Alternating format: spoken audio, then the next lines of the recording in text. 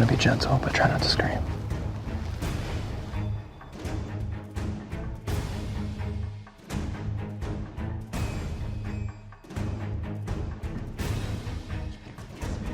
No, no, no, no, no, no, no.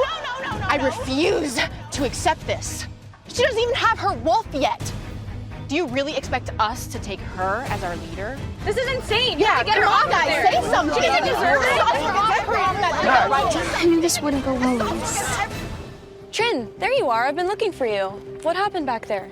Everybody knows that I'm the only one that can't shapeshift. You have this beautiful silver tendril that shows everyone you have a wolf, and I don't. On top of that, you two get to celebrate your love at the festival, and I'll be going as the single loser who couldn't even mate if her life depended on it. I'm sorry, Trin. Whatever, I'll just see you guys tonight.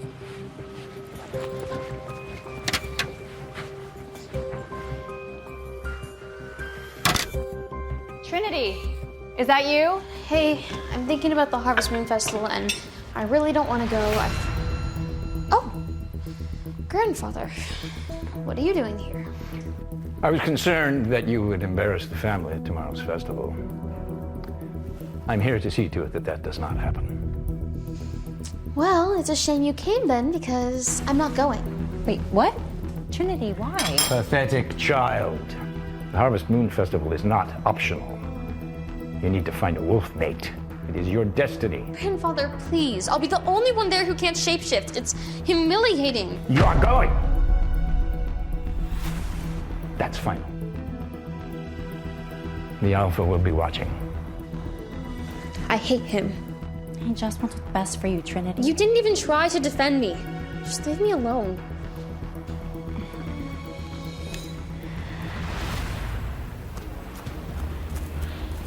Running always helps me clear my head. Werewolves are born to run.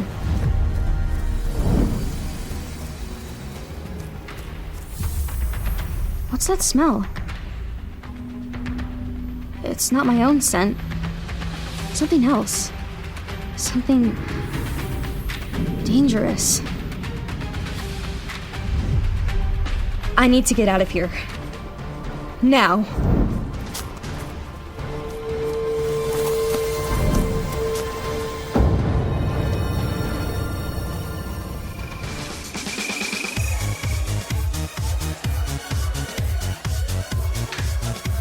Where's Trinity?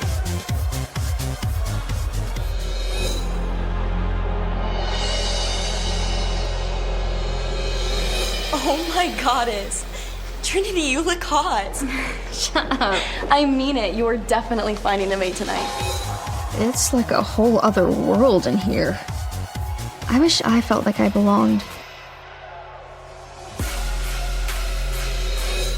Oh my goddess. It's the Alpha. And he's here to find his mate. But no chance it's me. See something you like? No. Not really. All I'm saying is you deserve to have a good time tonight. So if you feel it with someone, just go for it. I'll be sure to remember that as I stand by the punch bowl all night. Come on, Trin. Just go find someone to get weird with on the dance floor. Shall we? Let's go. Guess I'll go find that punch bowl.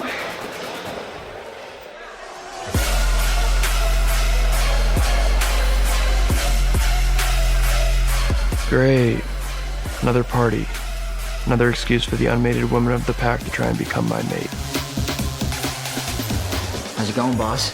Dude, I hate this. Women are just throwing themselves at me. Yeah, rough life, dude. Come on. We both know you need to find a Luna.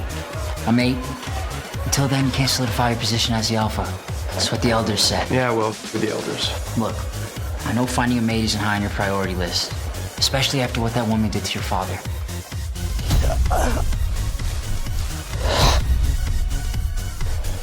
Come on, Reece, you don't see anybody here you'd want to mate with. No, absolutely no one. But wait, I smell a scent that's taking over my body, my mind.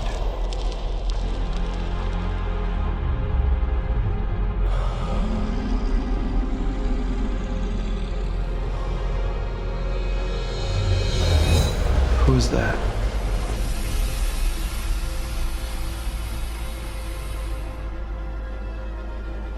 I wish I looked that cool. Instead, I look like me. Stupid, unmated, unshapeshifting me.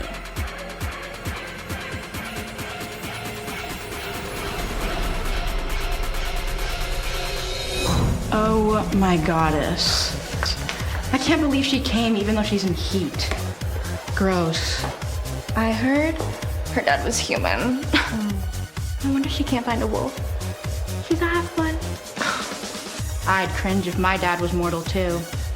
Wait, didn't her mom like die from shame too?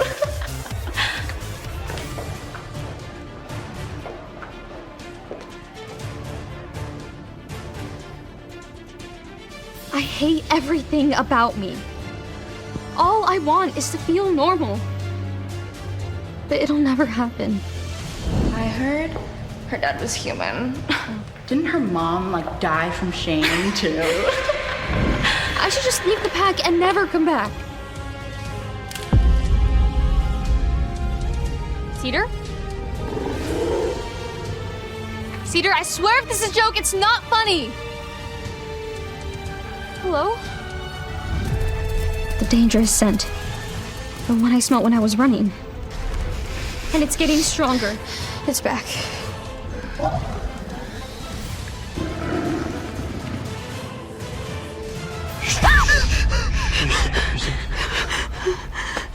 What the?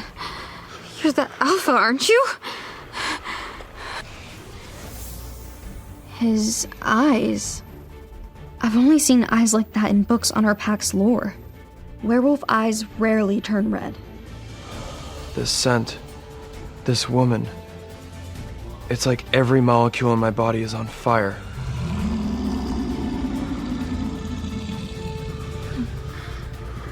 What was that? That wolf that was chasing me? It's a rogue wolf on our territory. Wolves like that don't belong here. But you saved me? It's my job, isn't it? But how did you even know I was in danger? Your scent. I couldn't. I can't believe he's here with me. I mean, this is the alpha. What could he want with me? Who are you?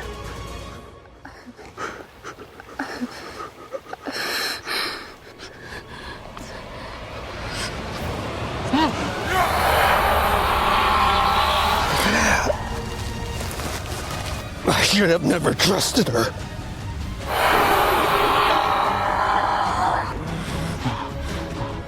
No, I can't fall for a woman. I promised myself. For my father. He must recognize me. He knows who I am. I'm sorry, this was a mistake. I have to go. No, wait!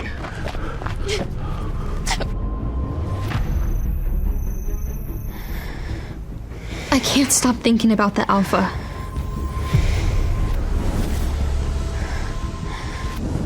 How intense it all was.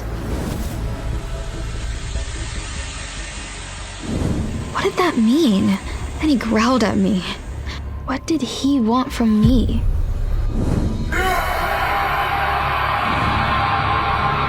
What if he banishes me from the pack? I'm doomed. No run for you this morning? I know, I sound like a broken record, but maybe running will kickstart your powers. I know, Aunt Eve. I'm working on it. Sorry. I'm sorry, I've just been in a weird mood lately. But I'm going to Juniper's and Cedar soon, so maybe I'll run with them. Planning more mischief? What's that supposed to mean? Well, I heard about the commotion you made last night. What were you thinking, Trinity, running off from the party into rival territory? Causing the Alpha to risk his life to rescue you from your own foolishness. What if he banishes you? What's your plan then? You don't understand. I understand that you are a disgrace to this family. Dad! Never mind, Eve. We've been making excuses for this child long enough. The Alpha needs a mate. Why didn't you stay in the forest with him? I don't want to be his mate. He hates me. Stop interfering in my life. Interfering? I'm helping you. You should be grateful for that. Even your own mother and father wanted nothing to do with you.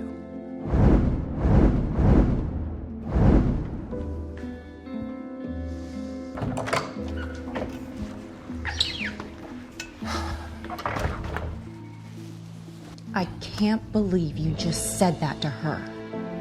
She is wolfless as it is. If she doesn't find a mate soon, the elders will probably punish her. This is the only option.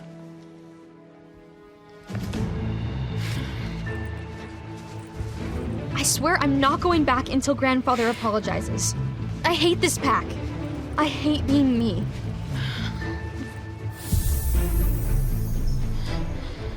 Oh, no, this can't be happening. Not again. Who are you? Why are you following me? Come out and fight me like a man. God, this would be a great time to develop my powers. I need to get out of here. This is it. I'm going to die. Oh my goodness. It's him. The Alpha. What the...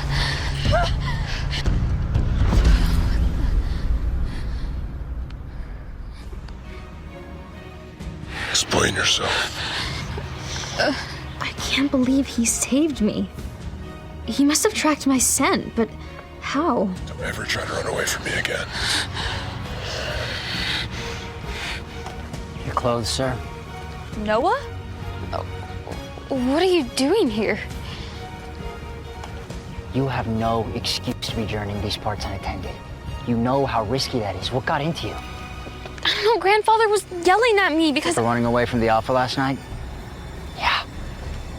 Not your finest moment, cuz. He told you? Of course he told me, dummy. And look, even if you are just a powerless halfie, even the Alpha can't deny the command of the goddess. What? What are you trying to say? You two imprinted on each other. You're going to be the Alpha's mate.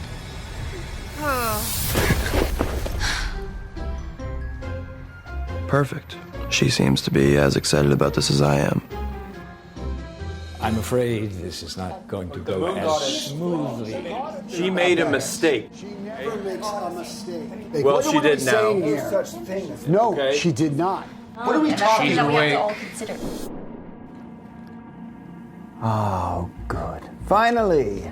Hello, young one. Come, sit, join us. I'm one of the 5 elders of the Wolf Pack. My name is Frederick. This is Elder Michael. What's going on? You, my dear, are about to become our new Luna. The forest, the attack, it wasn't a nightmare? But I can't even mate. I don't even have a wolf. Silence! You will bring no further shame to this family. You have been imprinted upon by the Alpha. As the incoming Luna, you will proudly serve this family and protect the women and the children. Indeed, the goddess cast her choice. And after years of us searching, the Harvest Moon Gathering was a triumph. I'd hardly call it a triumph. I'm forced to be with someone who won't even look at me.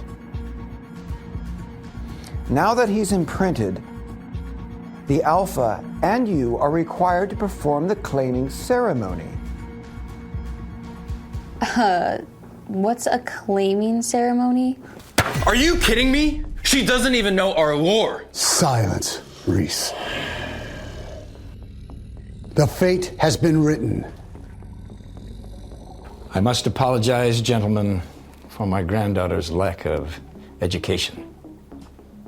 The claiming ceremony is a ritual where the leader of the pack claims you, marks you in front of the entire pack so that they can see that you are claimed, marked. Until then, you cannot perform the duties of the Luna. You're gonna bite me? Don't worry, Trinity. The entire process is very quick, and we will all be there for you when it's happening on the new moon in 2 nights. Now, in the meantime, I suggest you gather your belongings. My belongings? Wait, Yes. From here on out, you are to reside with the Alpha. with him? Oh, no. I'm not gonna do that. Trinity, I know this is strange, but you don't have a choice. You're going to be the Luna. But I want to be a lawyer. Nonsense! You can finish out the semester. An educated Luna would be an asset to our pact. But all movement to and from the premises must be scheduled and approved. What? Like a prisoner? But this is the start of a new life. How the goddess is this my life now? Now go on. Go see your new room. She may be my mate, but only in name. How am I possibly expected to mate with someone who hates me? And so the half-human becomes a prisoner in a mansion. This is my room? I'm no one's captive. I'm sneaking out of here.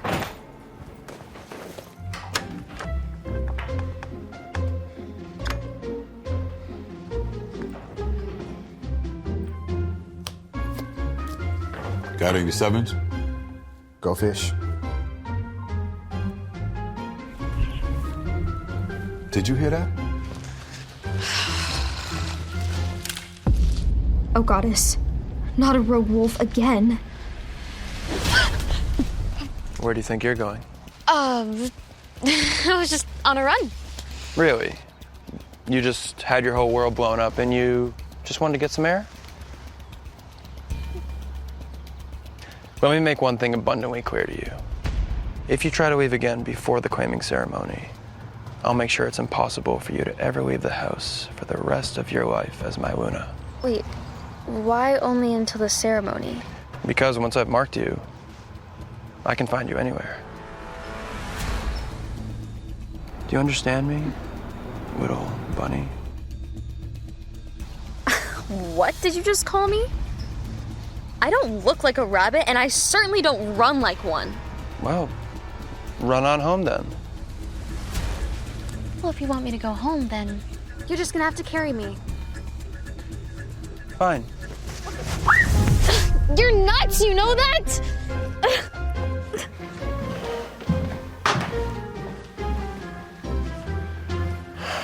Bedtime, little bunny. It's 5. Not my problem. Stay put, okay? Fine. Fine. He has such a power over me. Her power over me is terrifying. Wait, Reece. Why do this? I mean, why me? You know I don't have a choice. But Trinity, have some confidence in yourself for God's sake. Luna is confident. You're not as undesirable as you think you are.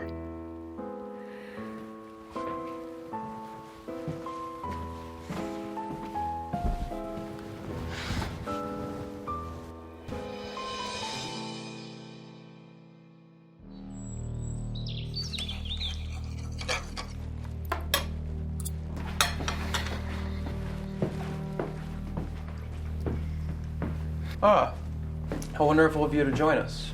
The chef made you a plate. Actually, I was thinking of grabbing something from the bakery in town. Vincent, you heard her. Copy that. I'll take her. An escort? Seriously?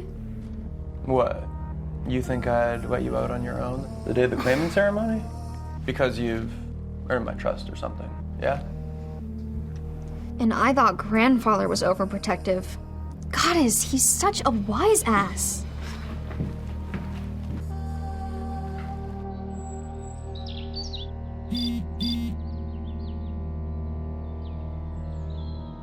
I hate not being able to go to school today.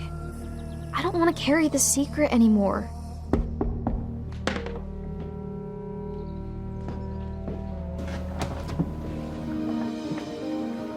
You're dressed for the claiming ceremony. Thank you. Well, this is it.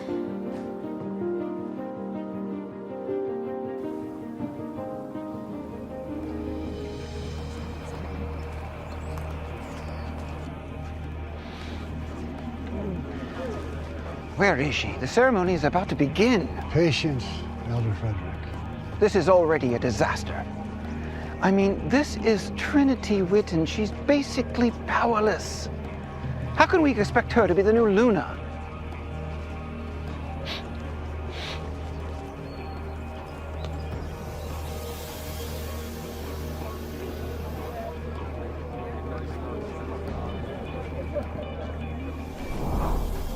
Welcome, Red Springs Wolfpack. Today we are here to celebrate a momentous occasion. Our pack has found its Luna. She is here tonight, and I will bring her out now to mark her before you all.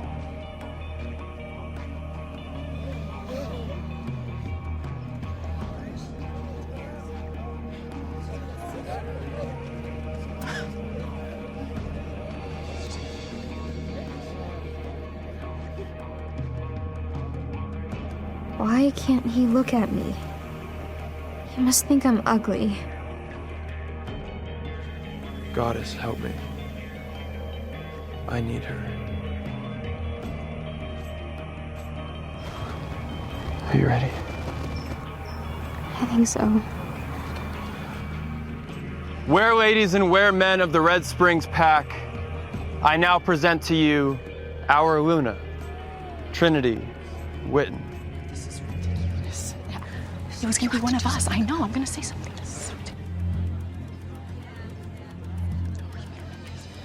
No, no, no, no, no, no, no! I refuse to accept this. She doesn't even have her wolf yet. Do you really expect us to take her as our leader? This is insane. Yeah, You get her come off on, guys, there. say something. She doesn't deserve it. What is she doing? We're gonna need to get Trinity to safety if they revolt. I knew this wouldn't go well, Reece. What are you even talking about? Silence! She may not have a wolf, But she is my chosen Luna. The goddess has spoken, and we must respect the fate. It is time. Are you ready? I'm gonna be gentle, but try not to scream. This is it. The end of my life.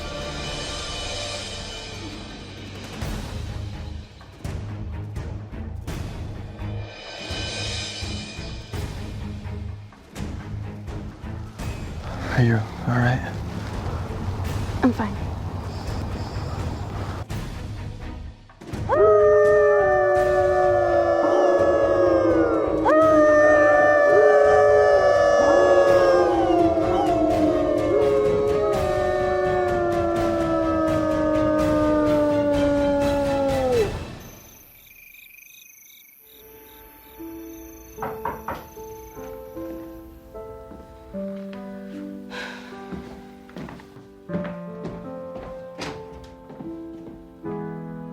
Hey.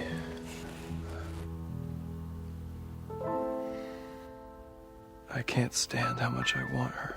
I just wanted to check on you. I know the ceremony was rough. I told you they wouldn't accept me. I'm still the disgrace they think I am. All right, you're their Luna now. They have to bow down to you no matter what they believe. Can I come in? Yeah.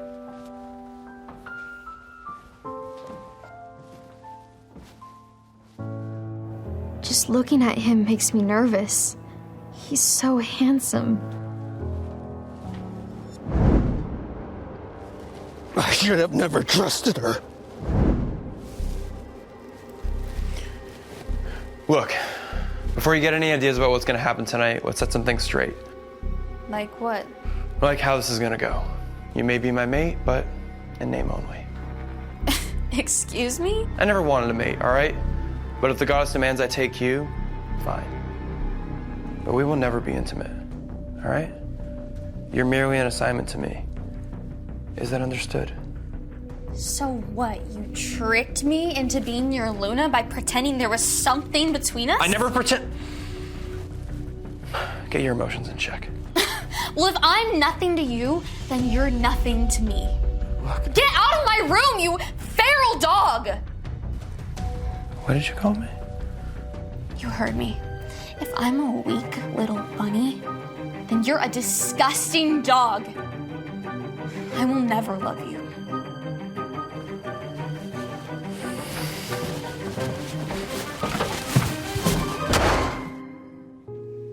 How am I supposed to live like this? Vincent, can't you wait in the car? Everyone's watching. No, I can't, Luna. Hey, that's my friend, and I'd really like to talk to her in private. Can you give us some space? Of course, Luna. Please, take your time.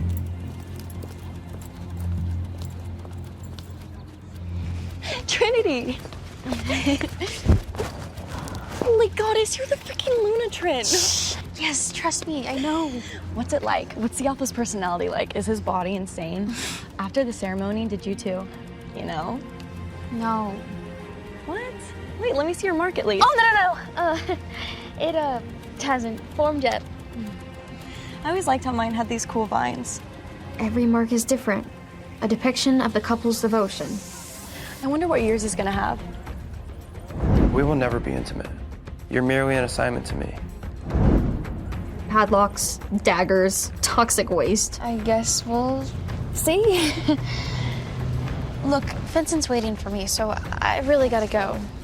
Trin, are you okay? I know this all came as a shock, but if you're not okay, you can tell me. I can't tell her the truth. I have to protect the pack now. Fine. And the pack needs to believe their Luna is strong. Never better. I mean, I'm the Luna, after all, aren't I? Look, I'll see you around, okay? Okay.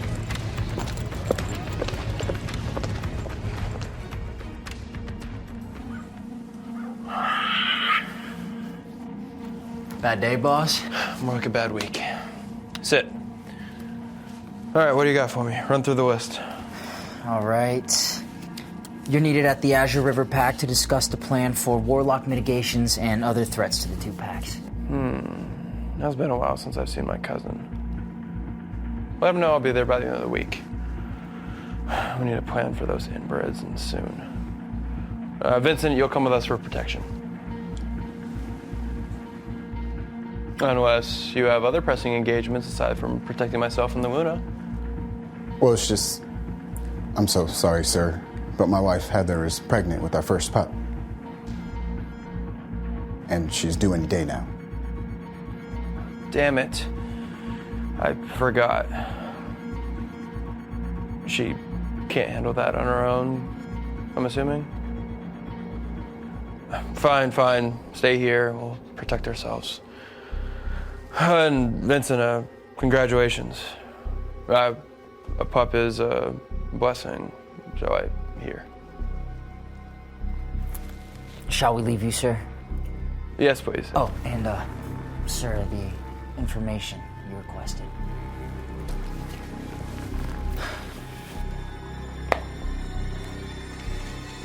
All right. Time to discover more about my darling Luna.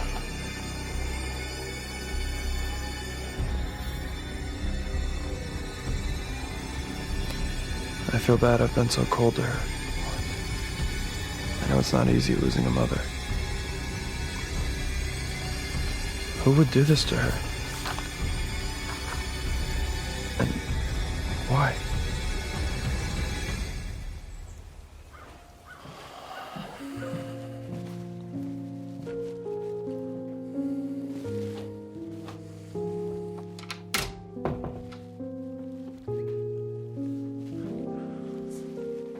My mother. After my father died, my mother was never the same. It's as if she died that day too. I have to go away for a few days to visit Riley and his pack. She's coming with me too. You really don't have to. Yes, I do, Luna. especially since I'm not accompanying you to Azure River. But hey, some honeymoon time with your mate, huh? Yeah, gee, I just can't wait. Well, he can be rough around the edges, but he isn't all bad. That's news to me. Let's just say I really do wish you were coming. You're better company. Will you promise me something, Lena? Do not, under any circumstance, go off on your own in Azure River. It's a rough area. Rival packs, warlocks. Please, promise me? Yeah, I promise. But seriously, how bad can it be? I'll take your bags to the car.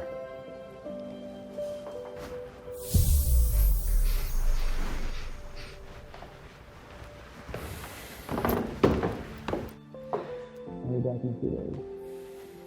What if we can't protect ourselves when she needs to? I guess I haven't told you the news yet. I'm mated now. Your boy's all grown up. She's pretty, in a way that's different than the rest of the pack. She's smart too. Well, that's at least what her cousin says. But she doesn't have a wolf. What if she can't protect herself when she needs to? Or worse, what if she can't protect the pack? You know, like, what was the goddess thinking when she paired us together? I don't know. Maybe I'm too hard on her.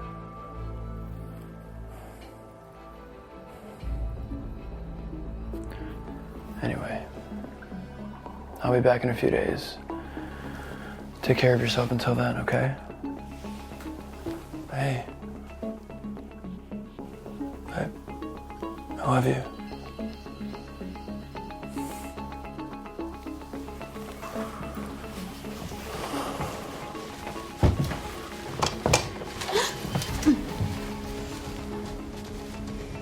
What are you doing?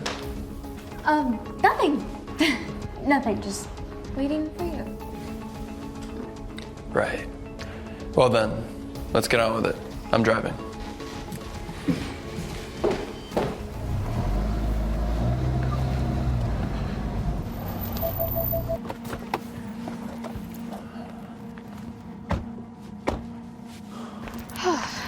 Do you always drive like that? Like what? Like a jackass, to put it lightly. You really need to toughen up, little bunny. What are we doing at your cousin's place anyway? What, you two need to howl together and run through the forest? You really don't get it, do you? Well, enlighten me then. Well... Cousin! You made it! Riley! It's good to see you, man. Good to see you. It's been too long. And you brought your new beautiful Luna. What is someone as gorgeous as you doing, my cousin? All right, down, boy. She's mine. My goodness, where are my manners? This is my lovely mate, Katie. Very pleased to meet you, Luna. I'm the Luna here, too?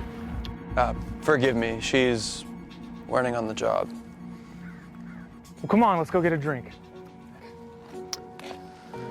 It's a long-standing treaty we have that we preside over Azure River. Your reign extends here, too. Well, how was I supposed to know that? Just try not to embarrass me or yourself again. Got it? All right. Hey.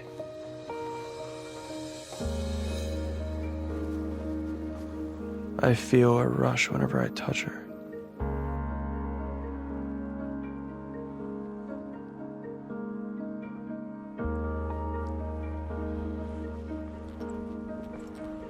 So Reese over here thought it'd be a great idea to put pillows in the bed to make it look like we hadn't snuck out.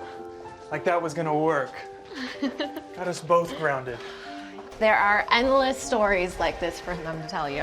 All right. In my defense, I was young and a little dumb. So nice to hear your humility for once. Wow, she's a spitfire, cuz. All right, we have some snacks. Make yourselves at home. Any drinks, anyone? Yes, please. I'll help you out, Katie. I just don't see Reese having that rebellious side to him. Oh, you don't know your mate as well as I do then. This guy was always letting his wild side out. Drove his father crazy. May you rest in peace. Yes. Riley, can I ask, what happened to him? Reese's father. It's a terrible story, really. A rival pack infiltrated our territory.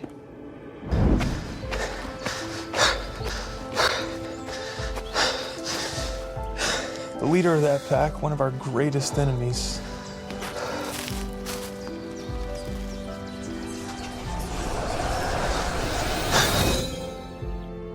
blindsided him one day.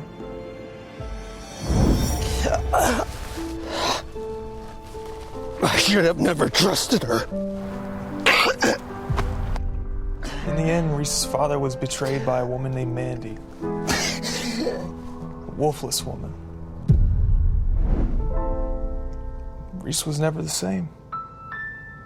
Shut the world out.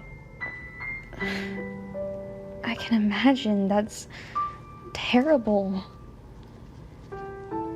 No wonder he hates me. The woman who betrayed his father was wolfless, just like me. Yeah, but now he's found you. I see such a change in him already. What? Really? Oh, yeah. I mean, he's a whole new wolf. You don't see the effect you have on him? I guess I just didn't realize that. All right, some drinks for you all. I'm gonna go and make sure that your room is all set up, but I'll see you in a bit. I'll help you with that, love. Here, drink. Thanks. Cheers.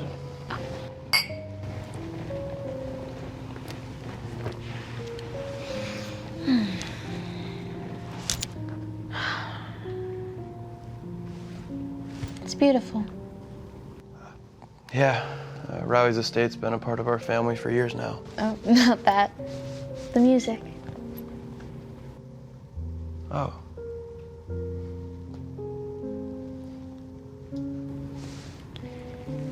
Did I ever tell you about my mom? No, but it's okay. You don't have to talk about it if you don't want to. No, I want to. I never knew my mom. Growing up, all the girls had moms who loved them and cared for them. I couldn't even remember what mine looked like. When I was 10, I asked Aunt Eve about her. I just wanted to know something, anything. But Aunt Eve didn't want to talk about Mom. Guess the pain was still too raw for her. Instead, she handed me an envelope and made me swear to never tell Grandfather. It was a photo of my mom at prom. She was with this boy and they were dancing. Oh my God, her eyes and her smile. She was magnificent.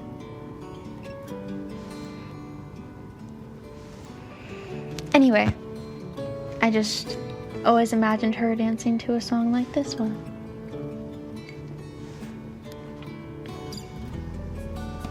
Here. What? Dance with me. Right now? Yeah. Where?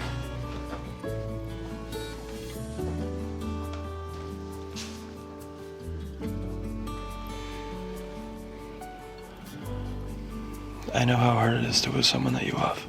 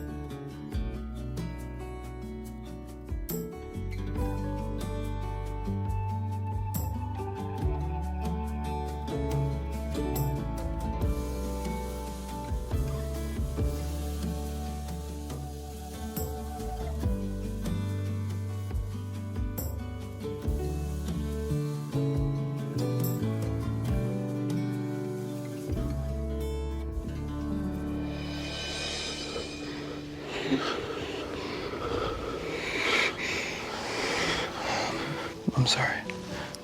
No, it's okay. Am I interrupting something? Would you excuse me? I just need a moment.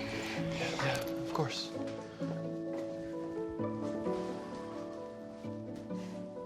That looked intense. Was it?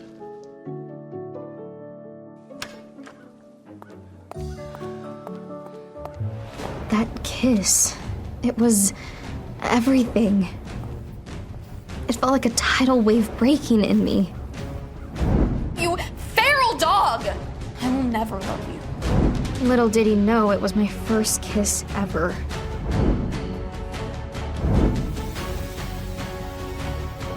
But I can't fall for him. It doesn't change anything. He hates me and I hate him, right? Come on, pull yourself together, Luna.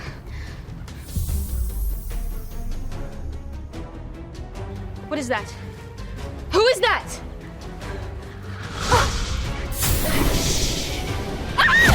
Run me through this again. How many warlocks are spotted in the area? That sounded like Trinity. Who are you?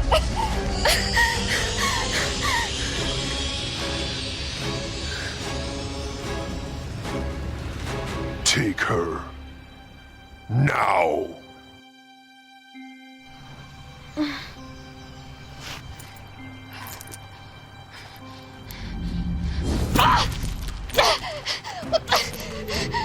Don't strain yourself, little Luna. Who are you? What do you want? Leverage, Luna. We want leverage. And now that we have you, we're gonna get it. Who's talking to me? How am I supposed to fend off an attacker I can't see? Not a chance anyone's finding me here alive. Please, stop. You're hurting me. Good.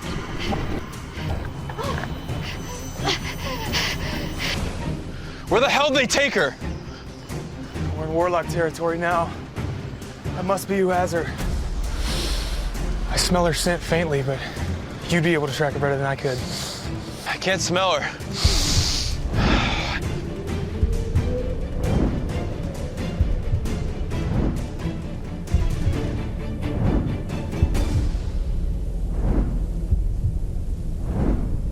I can't smell her at all.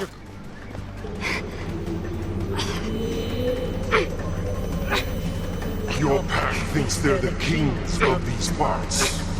Little do they know, their time is running out. Especially with a wolfless girl like you as their all-powerful Luna. I may be wolfless, but at least I'm not a coward too scared to show my face. How dare you! You picked the wrong Luna to take.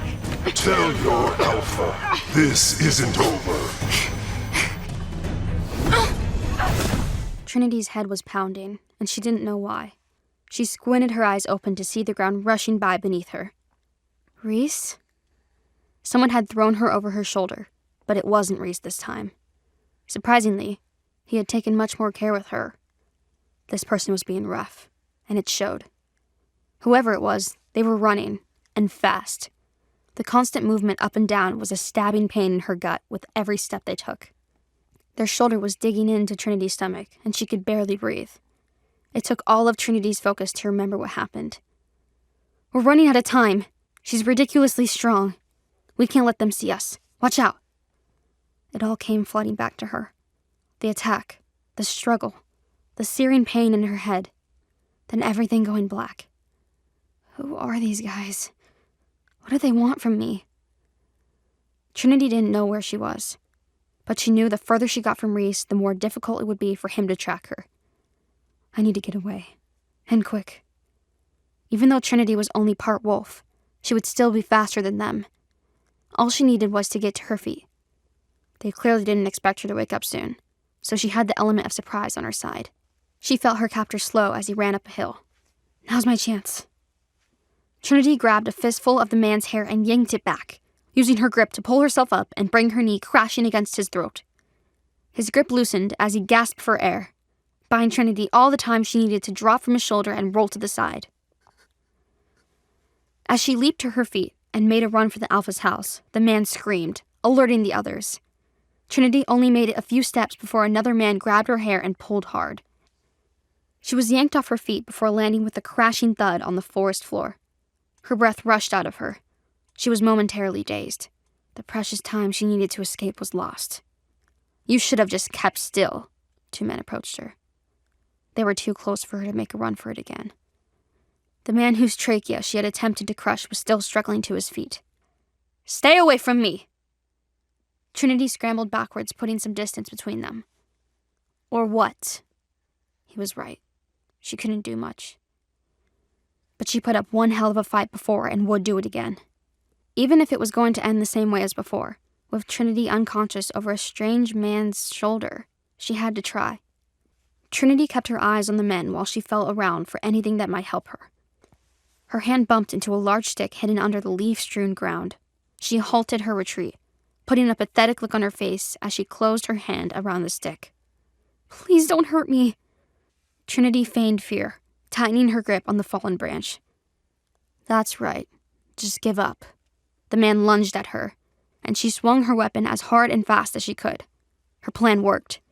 He yelled in pain as it caught him hard across the face. He screamed as the other 2 men leaped at her. Trinity swung again, hitting one across the back of the head and the other across the face on her backswing, breaking his nose. She could smell that all 3 were bleeding now. "Is that all you got?" Trinity would fight these clowns all night if she had to. And Reece thought I couldn't protect myself. Trinity watched the men hesitate as she whipped the branch around in warning. "I may not have a wolf, but I can do plenty of damage on my own." Trinity could fight 1 man off on her own, maybe even 2.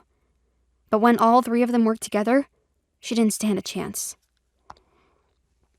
The 3 of them looked at each other and nodded in agreement before attacking Trinity at the same time. She swung as quickly as she could, but she wasn't fast enough. 2 of them landed on her arms, and the 3rd man pinned down her legs. "We're supposed to take you back with us, but no one told us you were such a handful." The man pinning her legs leaned forward, placing his hands on either side of her head. "Perhaps we need to make you more compliant." "Get off me!" Trinity spat the words in his face. "Don't touch me!" All 4 of them froze at the sound of a wolf snarling in the distance. "Reece." Trinity breathed his name in a sigh of relief. "I didn't think he would come for me." Trinity's heartbeat quickened. It's probably only because he had to pretend that we're a proper couple. She imagined how annoyed and embarrassed he must have been when his meeting with his cousin was interrupted. Trinity couldn't seem to do anything right. "We're out of time." One of the men interrupted Trinity's thoughts. They leapt up, releasing her. Cowards. Trinity rubbed her arms where the men had bruised her. "Don't worry. We'll be back for you." One of the men laughed as he stood. "Here's a parting gift." The man kicked her hard in the side of the head, right where they'd hit her earlier. She cried out in pain as bright stars flashed before her eyes. "I'm coming, little bunny. I won't let them take you." Reese's wolf bounded through the woods, following the trail. He knew he was getting closer to them. Little Bunny's scent was getting stronger. He heard a man cry out in pain. Little Bunny must be awake and on the offense again. Way to go, Little Bunny. Then Reece heard the sound of Trinity crying out in pain. He snarled. His wolf didn't like them hurting his mate. The men cried out in pain again, and Reece inhaled the fresh scent of blood. None of it hers. Thank Goddess. That's my devil bunny. "Get off me! Don't touch me!" Reece was finally close enough to understand their words. His blood was boiling as he was imagining what prompted her to say that. "Hands off," his wolf was screaming. "Leave her alone." Reece could see her through the trees now. 3 men were pinning her down. He snarled, and all 4 of them turned to look in his direction. "Reece." What a relief it was to hear her say his name. "We're out of time." The men stood up and began retreating. That's right. Cowards. "Don't worry, we'll be back for you. Here's a parting gift." Reece watched as one of the men kicked Trinity hard in the side of the head. Her cry of pain launched Reece into a burst of speed, faster than he knew he could go. He saw Trinity rise to her knees as they ran away. Good. She's conscious. She was so much tougher than he thought, but she didn't seem to have the energy to get to her feet. As Reece approached, he hesitated. Do I go after them or stay with Little Bunny? He had never been torn like this before. My duty is to protect the pack. She's part of the pack. He would send Riley's men after the warlocks. Reece shifted back to his human self as he approached Trinity. Are you all right, Little Bunny? She didn't even look at him. She just stared in the direction of the warlocks, as if Reece wasn't even there. That blow to the head must have been bad, and she was more susceptible to injury than Reece. He knelt by her side. Hey, are you okay? She kept ignoring him. Reece moved into her line of vision, and for the first time, he could see her eyes. Trinity's eyes were glowing. Her irises, normally a bright sky blue, radiated almost white now.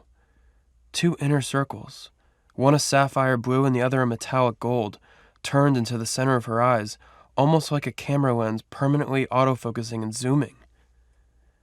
Trinity, what's going on? Reece had never seen anything like this before. He was glad he was the first one to find her like this. What would the others think of this?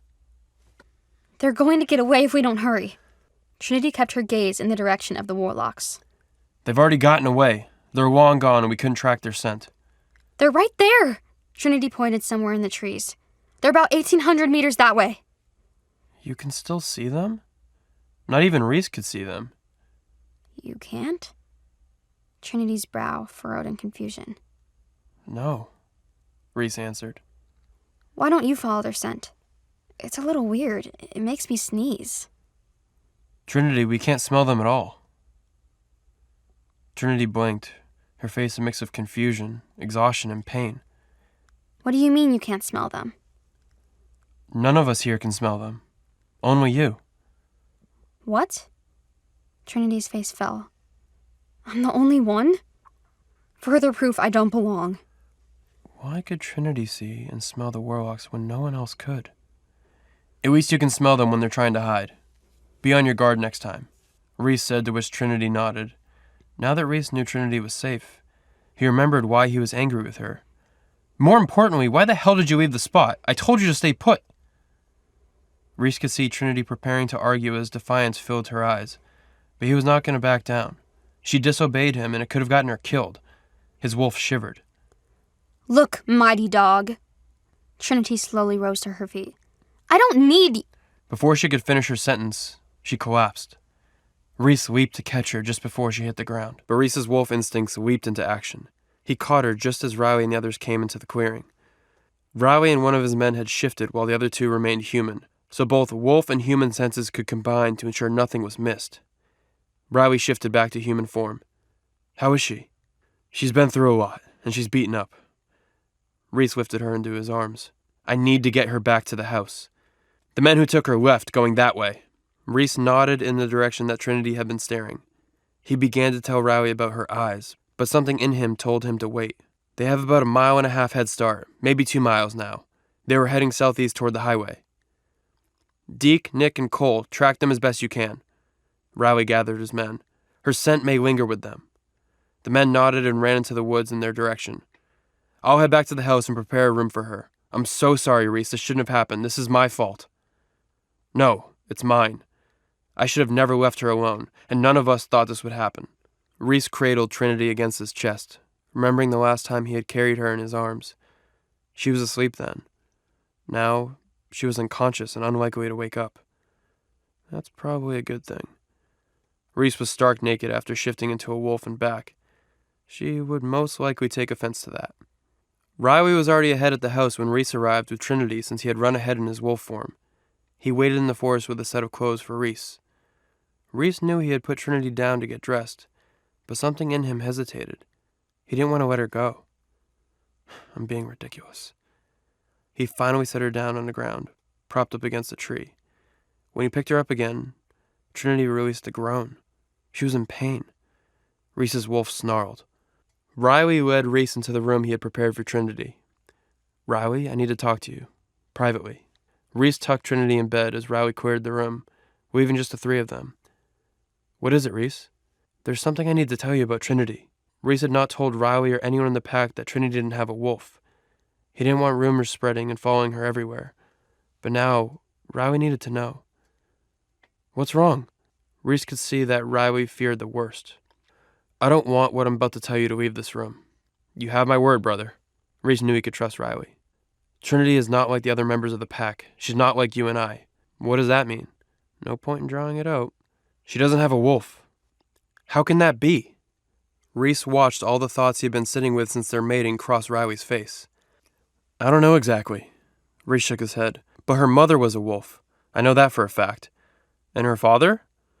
No one knows, Reece answered.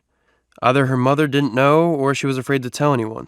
Or maybe she was manipulated into not telling. Reece was starting to have his own thoughts concerning Trinity's lineage, and he wondered if he was anywhere near the truth. Do you think he was human? No. We've had pack members with one human parent before. They still have a wolf, just a weaker one. Do you have any theories? Just one. Reece hesitated. I don't know if I want to say it just yet. Fair enough. Riley knew not to pressure Reece. What do you need from me right now? For now, keep your most trusted men around her. I'm going to call a doctor. We have a pack doctor here. No. Reece's voice was louder than he intended it to be. I'm sorry, I just need to call someone that I trust. I've already let Trinity down enough for one night. Reece sent word to his pack's best doctor. There's been an emergency. Get her as soon as you can. Whatever the cost, I'll pay for it. Hell, take the helicopter. Reece paced the hallway outside Trinity's room. He knew he was forgetting something. Vincent. Is she all right? Vincent answered on the first ring. He must have been waiting on this call for hours. After his calls with both his Luna and his Alpha were cut short, Reece couldn't blame him. Reece heard Vincent let out a sigh. I found her, and she's resting. I'm waiting for a pack doctor from the city to get here and check her out. Oh, goddess, is she hurt badly? Vincent really cared about Trinity. She's been hit in the head a few times, and she's unconscious, and I'm sure she'll be exhausted when she wakes up. I just hope the doctor's here by then, Reece added. I'm so sorry, Alpha. I should have gone with you. I should have not left her earlier this evening, Vincent said sincerely. No need to apologize, Vincent. You did as you were ordered to do. I would have told you to go as well. None of us expected this to happen. Who attacked her? Was it someone from the pack? Who would wish our Luna harm? We have a treaty with this pack, and we know she wasn't attacked by wolves. Wait, what? Vincent gasped. Then who attacked her? Warlocks. What? Reece growled as Vincent shouted into his ear. What do warlocks want with the Luna? I don't know, but I intend to find out.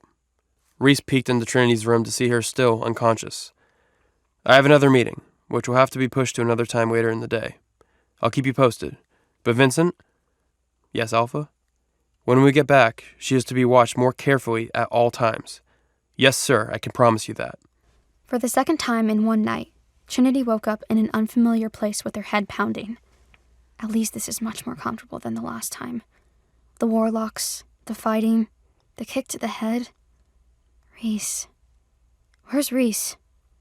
She tried to open her eyes, but even the faintest light felt like knives in her brain. She groaned. She heard Reece talking, but it sounded fuzzy. Are you awake? It was more clear this time. Not really. Trinity's voice didn't sound like her own. It was muffled. How are you feeling? Like my head is about to explode. It felt like an accurate description. She hoped the warlocks were in worse shape than she was. A doctor is on his way. He should be here any minute now. Does he carry a pharmacy? I didn't ask. Reece chuckled. He was impressed by Trinity's capacity of a joke at a time like this. If he doesn't, he's fired, Trinity growled. Reece laughed again and brushed a lock of hair from Trinity's face. It was the first time he had touched her so intimately in private, without maintaining some kind of act for other people. She remembered the kiss they shared earlier, her first kiss, and she longed for another. She wanted to know what it was like to kiss him behind closed doors. She tried to push herself up into a seated position, and her throbbing head forced her back down on the bed. Rest, little bunny.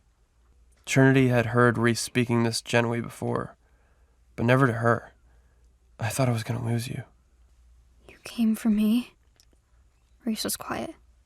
Trinity squinted her eyes open to see the concern on his face. Of course I did. Reece stroked her hair again. You're my mate.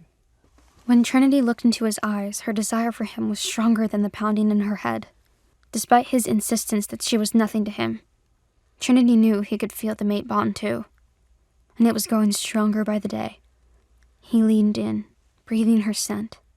His soft lips just brushed against her own when he leaped back. There was a light knock on the door. Who is it? Reece cleared his throat.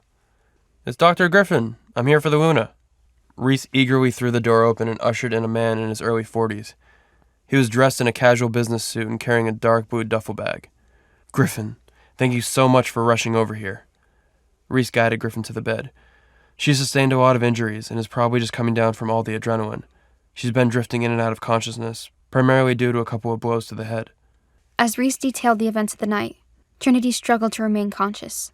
She tried to focus on his voice as flashes of the last few hours came back to her. Why could she smell the warlocks when no one else could? What happened to her eyes when she tracked them running away?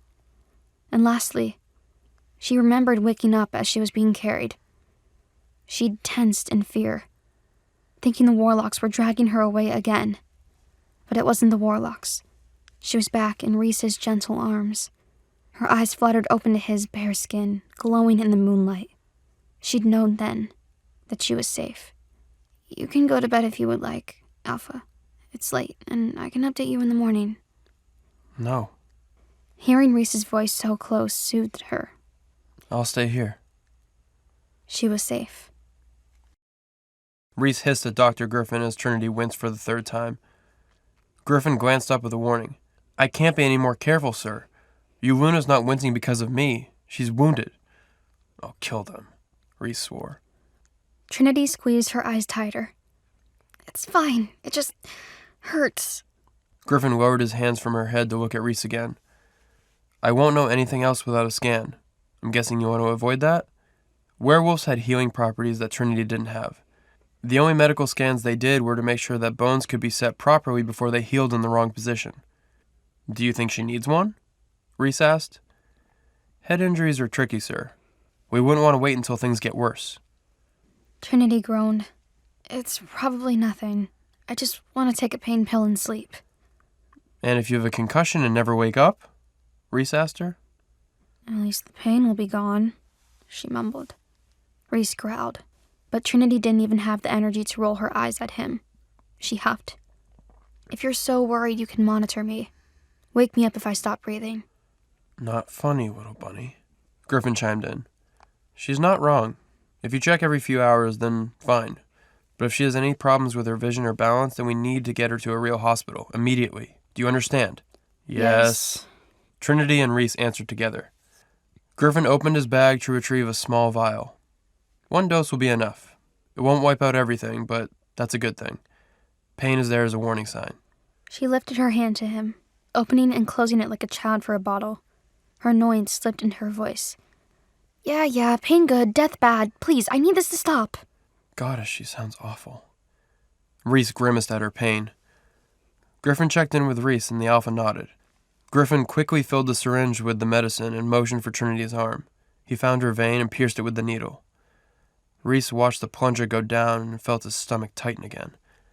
That won't be too much? He asked. Griffin shook his head. Just enough to get her some relief so she can fall asleep. You won't have to do much when you check on her. Make sure she's breathing and can speak without slurred speech, then let her rest again. If all goes well, then we won't have to see each other anytime soon. Trinity grinned at him. Thank you, Doctor. Reece walked Griffin out of the room and shut the door behind him. Reece trusted Griffin.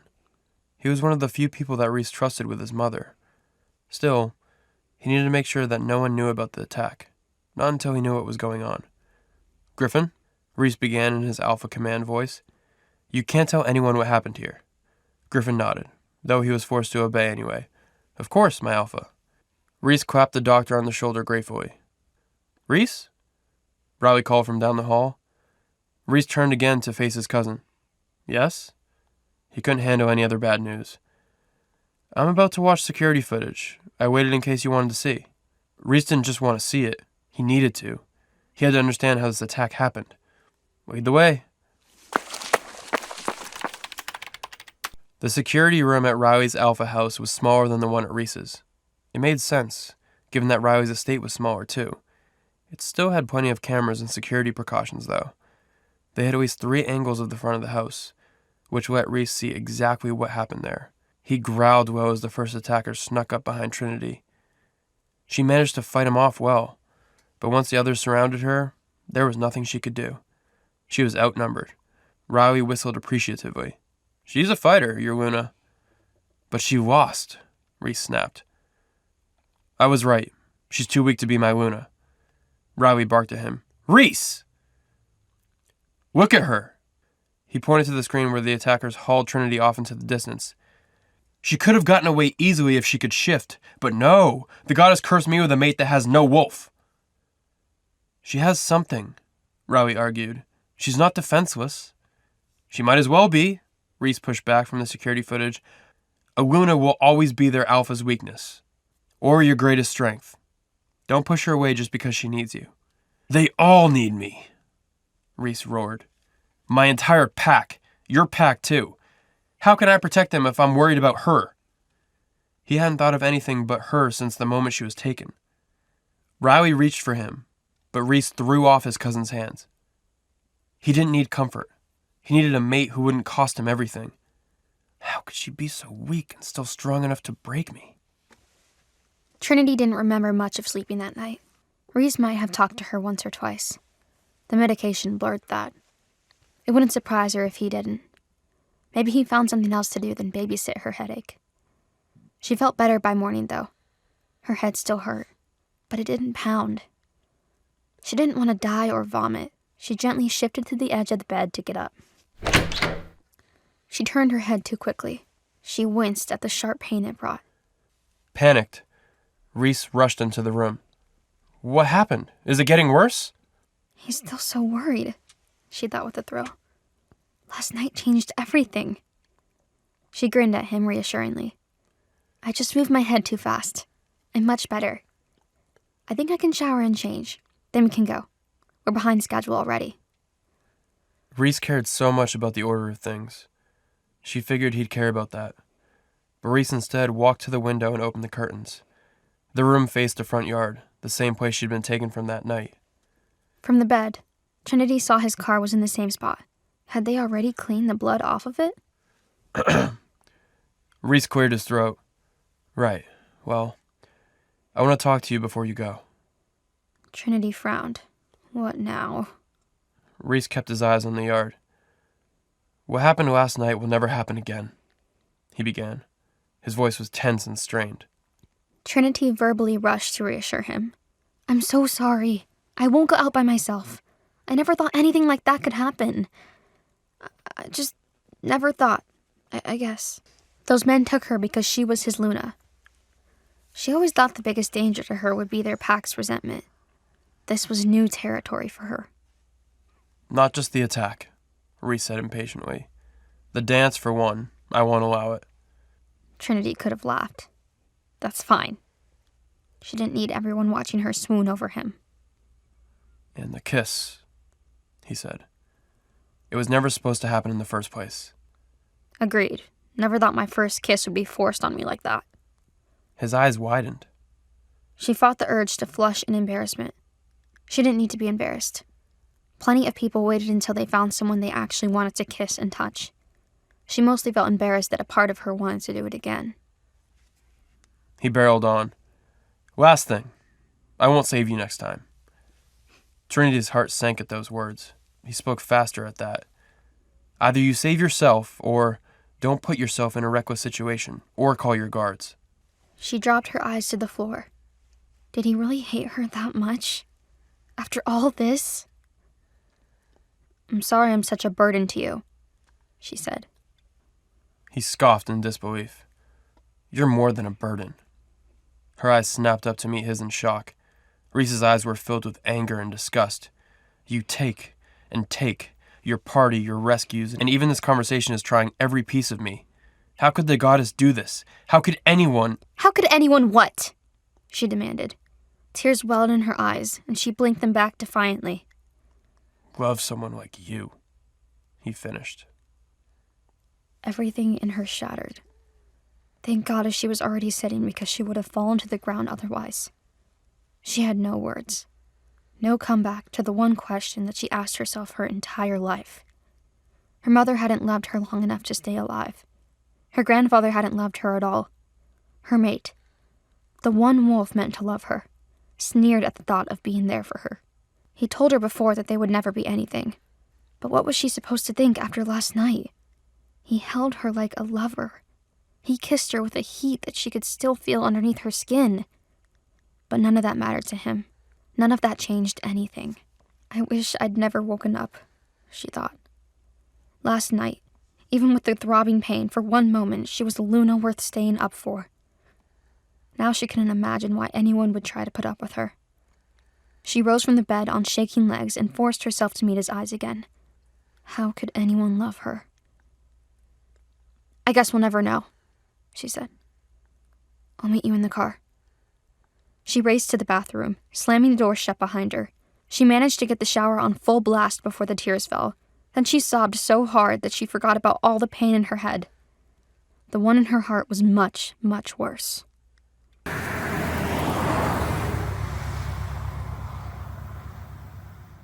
Trinity and Reece spent the entire ride to the next pack in silence. She stared out the window, blinking her red eyes and praying to the goddess that it wouldn't be a long visit. How could I be so foolish? She thought. She knew that her feelings toward Reece weren't all her fault. The mate bond helped speed them along.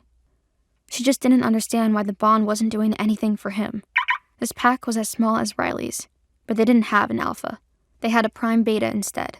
A prime beta functioned like an alpha, but they never really had the same power over their pack members as the alpha did. A prime beta's mate wasn't even technically a Luna. She helped with the women and children, but she had no official role in the pack.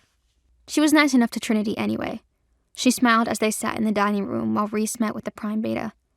How was the Azure River pack? The woman asked. Eventful, Trinity answered dryly. I still have a slight headache.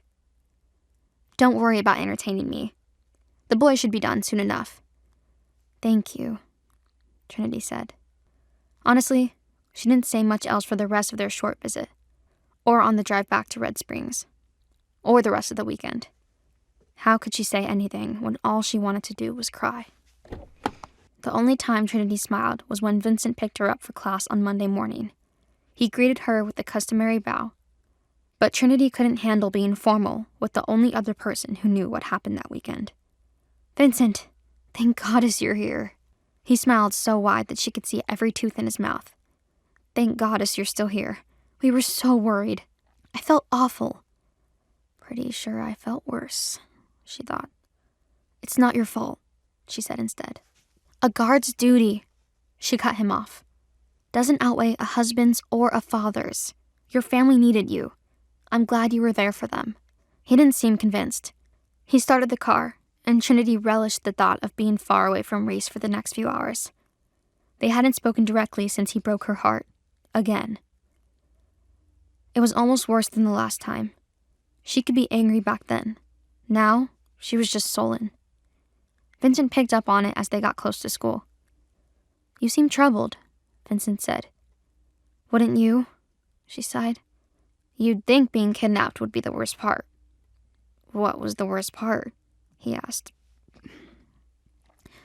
She shook her head. She didn't want to make Vincent feel any worse. What if he blamed himself for her relationship falling apart? You'd have to be in a relationship for it to fall apart, she reminded herself. Thankfully, they pulled up to her school before Trinity had to answer Vincent's question. Juniper bounced on her feet in the parking lot. She rushed to the door the moment they parked. I can't believe you went to see other packs. Tell me everything. I wish I could. There's not much to tell, Trinity lied. You've seen one pack, she meant to say, then you've seen them all. But the Azure River pack was so much nicer than her home pack had ever been. The woman loved her. The pack welcomed her. And if it hadn't been for that awful kidnapping, then it would have been one of the best nights of her life. Juniper narrowed her eyes at Trinity. Spill it. Trinity ignored her and led the way toward their lecture hall. Vincent trailed them with her books. Trinity hugged her arms around herself for something to hold. Juniper sped up to stop Trinity before they got to the boys. I'm serious, Trin. You seem off. What happened? Trinity tried to smile convincingly. Just a really weird night, but it's over now. You can either tell me alone or tell me in front of Paul and Cedar, but they're gonna see right through this act you're doing too. Juniper looked past Trinity to Vincent. You feel it, don't you? Vincent didn't answer, but Trinity saw him nod out of the corner of her eye.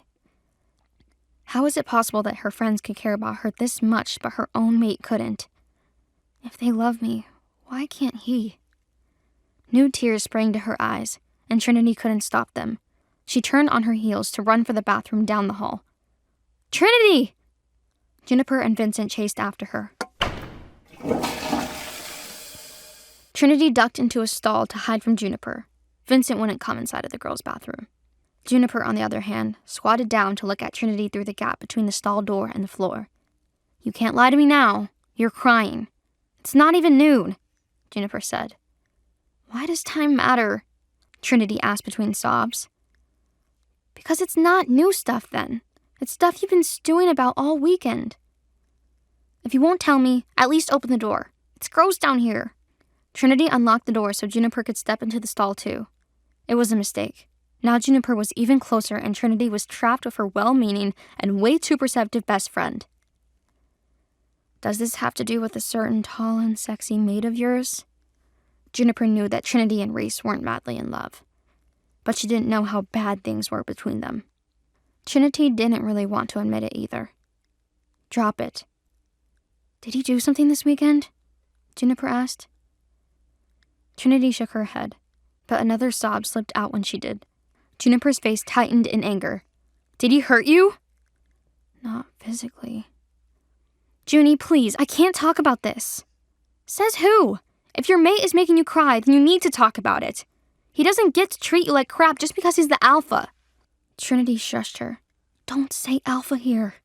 There were humans around. Juniper rolled her eyes. I don't care about them. I care about you. You're my best friend, and I love you. Juniper was one of a handful of people who loved Trinity. One of the only ones who would ever say it and mean it. No man will ever love me, Trinity thought. Not when she was mated to a man that hated her. Trinity sobbed even harder. Juniper pulled Trinity into her arms. It's okay. I got you. Tell me what happened. Trinity sniffed. Only if you promise to let it go after I tell you. But promise me or I won't tell you. Juniper groaned, but Trinity didn't care. She couldn't go over this more than once. This was the most embarrassing, most heartbreaking experience of her life. Juniper finally gave in. Fine, I promise. So Trinity told her everything. She started with Vincent backing out of the trip and went all the way to when Reece asked how anyone could love someone like Trinity. It was honestly kind of amazing to watch Juniper light up about their dance and kiss. It meant Trinity wasn't alone in having hope before Reece ripped it away and tore her to pieces. By the end of the story, Juniper's claws were out. Her teeth bared as she roared. He said what? The stall door shook with the force of her voice. I don't care who he is. I'm gonna kick his... No! Trinity clamped her hands around Juniper's arm to focus on her. You'd promise you'd let it go. I've known for weeks that I'm a mate in name only, but I got swept up in the fake mating of it all. I thought maybe he respected me, even if he didn't love me. But I understand now that that's never going to happen. Why not? Juniper whined. Why won't he just give in? I don't know, but he didn't tell you until after you were marked. He tricked you into this. Are you sure it's even a mate bond? Juniper questioned. Trinity bristled at that. Of course I'm sure. I've felt it. He feels it too. He just doesn't care. He would rather have nothing than a wolfless girl like me. Juniper growled again. Trinity quickly tried to justify it. It's perfect, actually, because I never really wanted a mate, and now I get all the other benefits without all the problems. Just all the heartache, Juniper sighed. Trinity couldn't argue against that. At least I have you. Juniper yanked Trinity back into the hug. She squeezed her so tightly that it hurt. Just tell me when I get to fight him, okay? Juniper joked. Trinity laughed through her tears. When the girls stepped out of the bathroom, Paul and Cedar scrambled back from the door. It only took one look at their wide eyes filled with pity for Trinity to groan. "You were listening in, weren't you?" she asked them. Paul scooped her up into a hug immediately. "Oh, Astro, he's the worst. I can't believe I ever liked that guy." "Yeah, he's not my alpha anymore," Cedar said, joining in the hug. Trinity caught Vincent's eye. He had tears in them. He heard everything too? He looked as heartbroken as she did. He was in the same position as Noah. As much as he cared about her, his loyalty went to the alpha before anything else. She offered him a sad smile. "Come on, we're missing the whole lecture," Trinity said to her friends. They reluctantly let her go. "Can you give us a second?" Juniper nodded. "We'll save your seat." She led Paul and Cedar back to their lecture hall while Trinity stayed to talk to Vincent. "I'm sorry, Luna. So very sorry." Trinity's eyebrows furrowed. "You don't have to be sorry for him. No, for me. I should have been there for you. Not just this weekend, the entire time. I should have known what you were going through and done something." She placed a hand on his arm to stop him. "Hey, how could you have known?" she asked. "It's my problem, no one else's. You shouldn't have to go through this alone," he told her. "If one of my pups ever had to feel the way you do," a protective anger flashed in his eyes. "They won't," she said. "It wasn't just to comfort him. You would never let that happen. And I'm not alone. You've helped so much, without knowing how. Just keep being my guard and my friend, and tomorrow I'll be stronger." Vincent's chin wobbled sadly. "You're too strong already," he said. "On the way home, we'll get ice cream, all right?" Trinity chuckled in surprise. "Ice cream? Do I look 5 to you?" "My Uncle Eddie has a shop, and his homemade flavors always cheer Heather up. Let me take you," Vincent added. As much as Trinity wanted to say no and stop being a burden to everyone around her, she could see how badly Vincent needed this. "Fine, but only one scoop, and we'll take the long way," she said. His eyes lit up. "The alpha won't like that," he said conspiratorially. "Perfect. Let him be unhappy for once," Reece asked as soon as the door to his office shut, without even looking at Trinity. After their weekend with the Azure River Pack, Trinity hadn't seen or talked to Reece again all week. Not until it was time for them to make their next set of pack introductions. "Yes. Is this really all he called me into his office for? I can pack my own bag, Reece." "I expect you to be as convincing as you were last time." Reece still didn't look up from his desk. "Can you manage that?" "I guess that depends on you, doesn't it?" So that's what this was about. How could Reece expect her to play the part of devoted mate if he was going to be cruel to her behind closed doors? What's that supposed to mean? Reece finally looked up from his desk. "If you can behave yourself, Fido, then so can I." Reece growled loudly at his least favorite pet name. "Are you trying to provoke me, little bunny?" Reece questioned, to which Trinity smiled. "You better get this out of your system now." "Gladly. Got a baseball bat?" Trinity asked. Reece shook his head. "As long as no one else in the pack, or any other pack for that matter, sees this attitude, I don't care. You can make your little threats all you want." "Little threats?" Trinity approached the desk. "You are so condescending." "Yes, little threats. That's all a little defenseless bunny is capable of. Now, if you're done wasting my time, we'll be leaving here in 20 minutes for our next pack visit. I trust you are ready." Reece walked towards the door, but Trinity blocked his path. "Trinity, be a good little bunny and get out of my way. What's your problem?" "What's my problem?" Trinity was seething. "I didn't choose to be your Luna. You feel the mate bond too. But you didn't get what you wanted, and all you've done is take it out on me since I got here. Just because I don't fawn all over you or worship at your feet like all the she-wolves at your party throwing themselves at you. You're acting like a child. If you're concerned about me being nice to you in front of others, maybe you should have the decency to treat me with respect." "You've got it wrong, Trinity. I don't need a Luna who worships at my feet. That's not why I'm rejecting you. It's because you're too weak to have a wolf. Reece gently picked Trinity up by her shoulders to move her out of the way. I've given you everything you could ever want, Trinity. Any other woman in this pack would kill to have what you have. Don't forget that. All I'm asking you to do is do your duty as Luna. Trinity looked away to hide the tears in her eyes. Everything I could want? No one wants to be told they're incapable of being loved. 20 minutes. Reece walked out of the room without looking back. Trinity was relieved to see that Vincent would be joining them this time, even though he was clearly worried about his mate. She seemed to be in the clear, but any complication with pregnancy was scary, especially for a werewolf. Just after sunset, they pulled up to the Black Moon Pack in the roomy SUV, rather than Reece's impractical sports car. They'd ridden in silence, with Trinity reading a book in the back seat the entire way. The Black Moon Pack directly bordered their own. It was about the same size population-wise, but they had significantly less territory.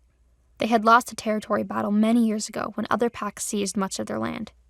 Vincent said they had been jealous of larger packs for a long time, including ours. The plan was to stay overnight, but before Trinity even got out of the car, she could sense the animosity radiating from the dozen or so pack members standing outside. Reece, how are you, young man? Stanley, the alpha of the Black Moon Pack, approached the car as Reece stepped out.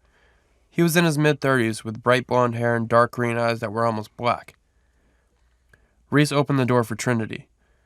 There was a lot for her to learn about being a Luna, but she was catching on quickly. She took his outstretched hand, and Reece pulled her into his side, wrapping an arm around her. I'm wonderful, Stanley. How have you been?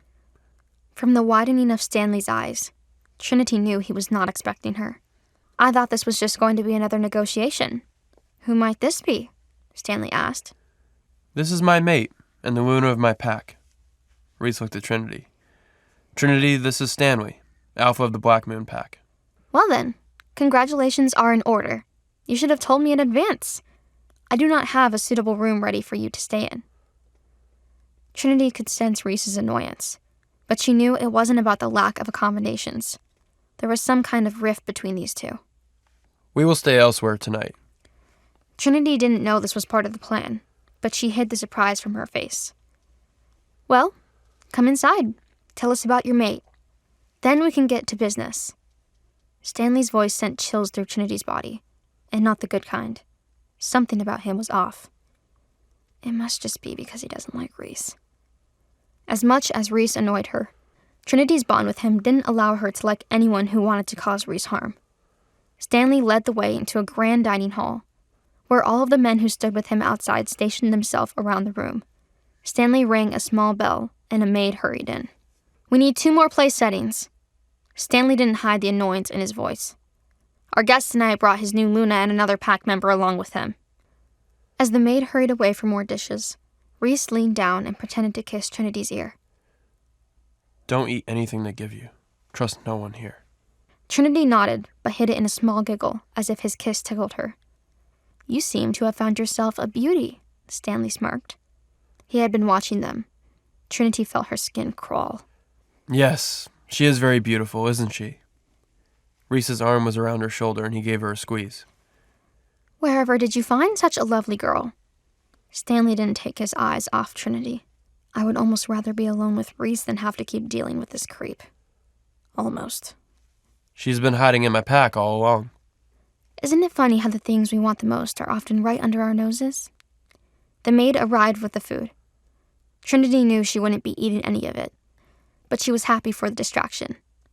It's a shame you have to leave. I'm sure we can ready a room for you during the meeting, Reece.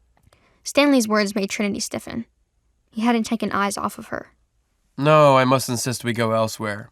I'm sure you remember how things were when you were newly mated, Stanley. Reece mocked with a hint of finality. I do remember those wild days, Stanley laughed, still watching Trinity. If you insist, then I will not push it. But the offer still stands. Are you hungry, Luna? Trinity had been pushing the food around on the plate without actually eating. It's been a long day. I suppose I'm not very hungry, she replied, and Stanley smiled. But surely you need your strength, Luna. Stanley laughed, especially if you aren't getting much sleep, as your alpha suggests. Enough. Reece stood up. It's time to get on with business. Very well, Alpha, Stanley smirked. Follow me. Stanley and Reece left the room with just over half the guard following them, leaving Vincent and Trinity behind with 4 of Stanley's men. Your Alpha better agree to the terms this time.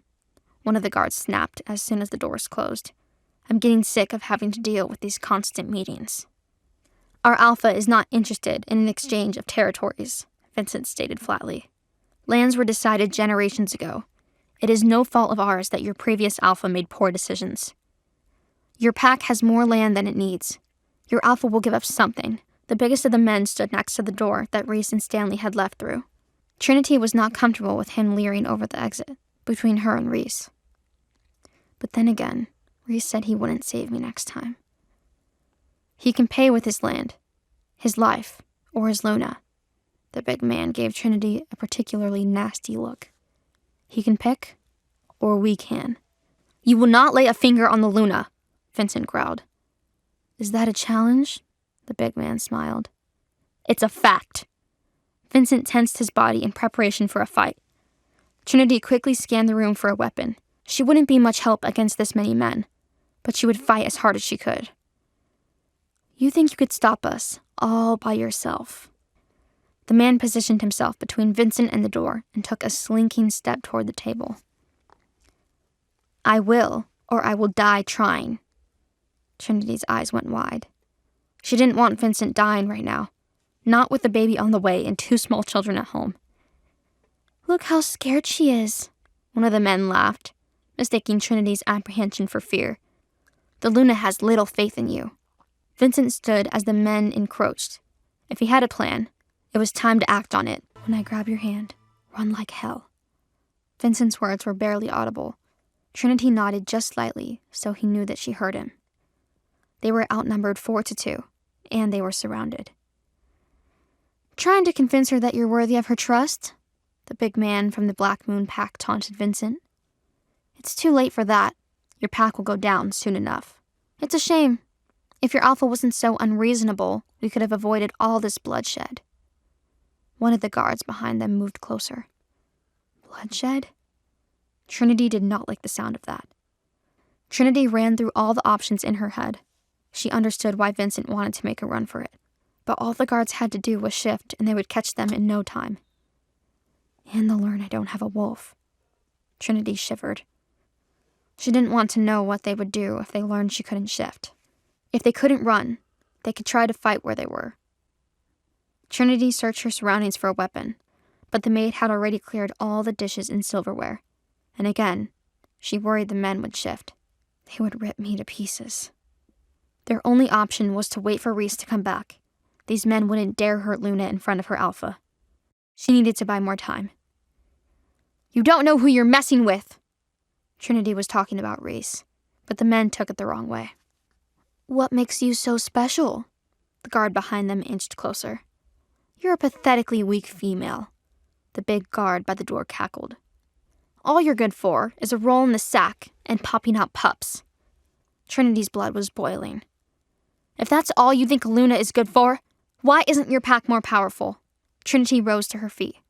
Maybe if you treated women with more respect, you'd learn to shut your mouths and think with that thing between your ears for half a minute. All I've seen since I arrived at this pack is a bunch of little boys complaining about how nobody wants to give them any land. That land is owed to us, the big guard roared. According to who? Trinity almost laughed at him. Men and their entitlement. Last I checked, that land belonged to my pack, and when Reece hears about this, he's going to make sure that your pack doesn't see another acre of land for generations. How about you get out of your way and stop making problems for your Alpha? He's not going to be happy when he hears about the mess you've made. All of the guards and Vincent stared at Trinity in disbelief. Who do you think you are? The big guard growled. I'm a Luna. Or did you forget? Omegas like you know to treat me with respect. How did you know I'm an Omega? Truthfully, Trinity couldn't explain how she knew that he was an Omega, the lowest rank of wolf possible. She realized she could look around the room and sense their individual ranks and strengths. While their combined power would overwhelm her, she was confident she could take any one of them on their own. Is this an added benefit of being a Luna? You reek of weakness, and your low status is plain to see. Try having a little more tact next time, and maybe your inadequacy won't be so obvious, she added. Another guard behind her chuckled. Trinity whipped around. Is something funny, pup? She quickly scanned him. I'd put a sock in it if I were you.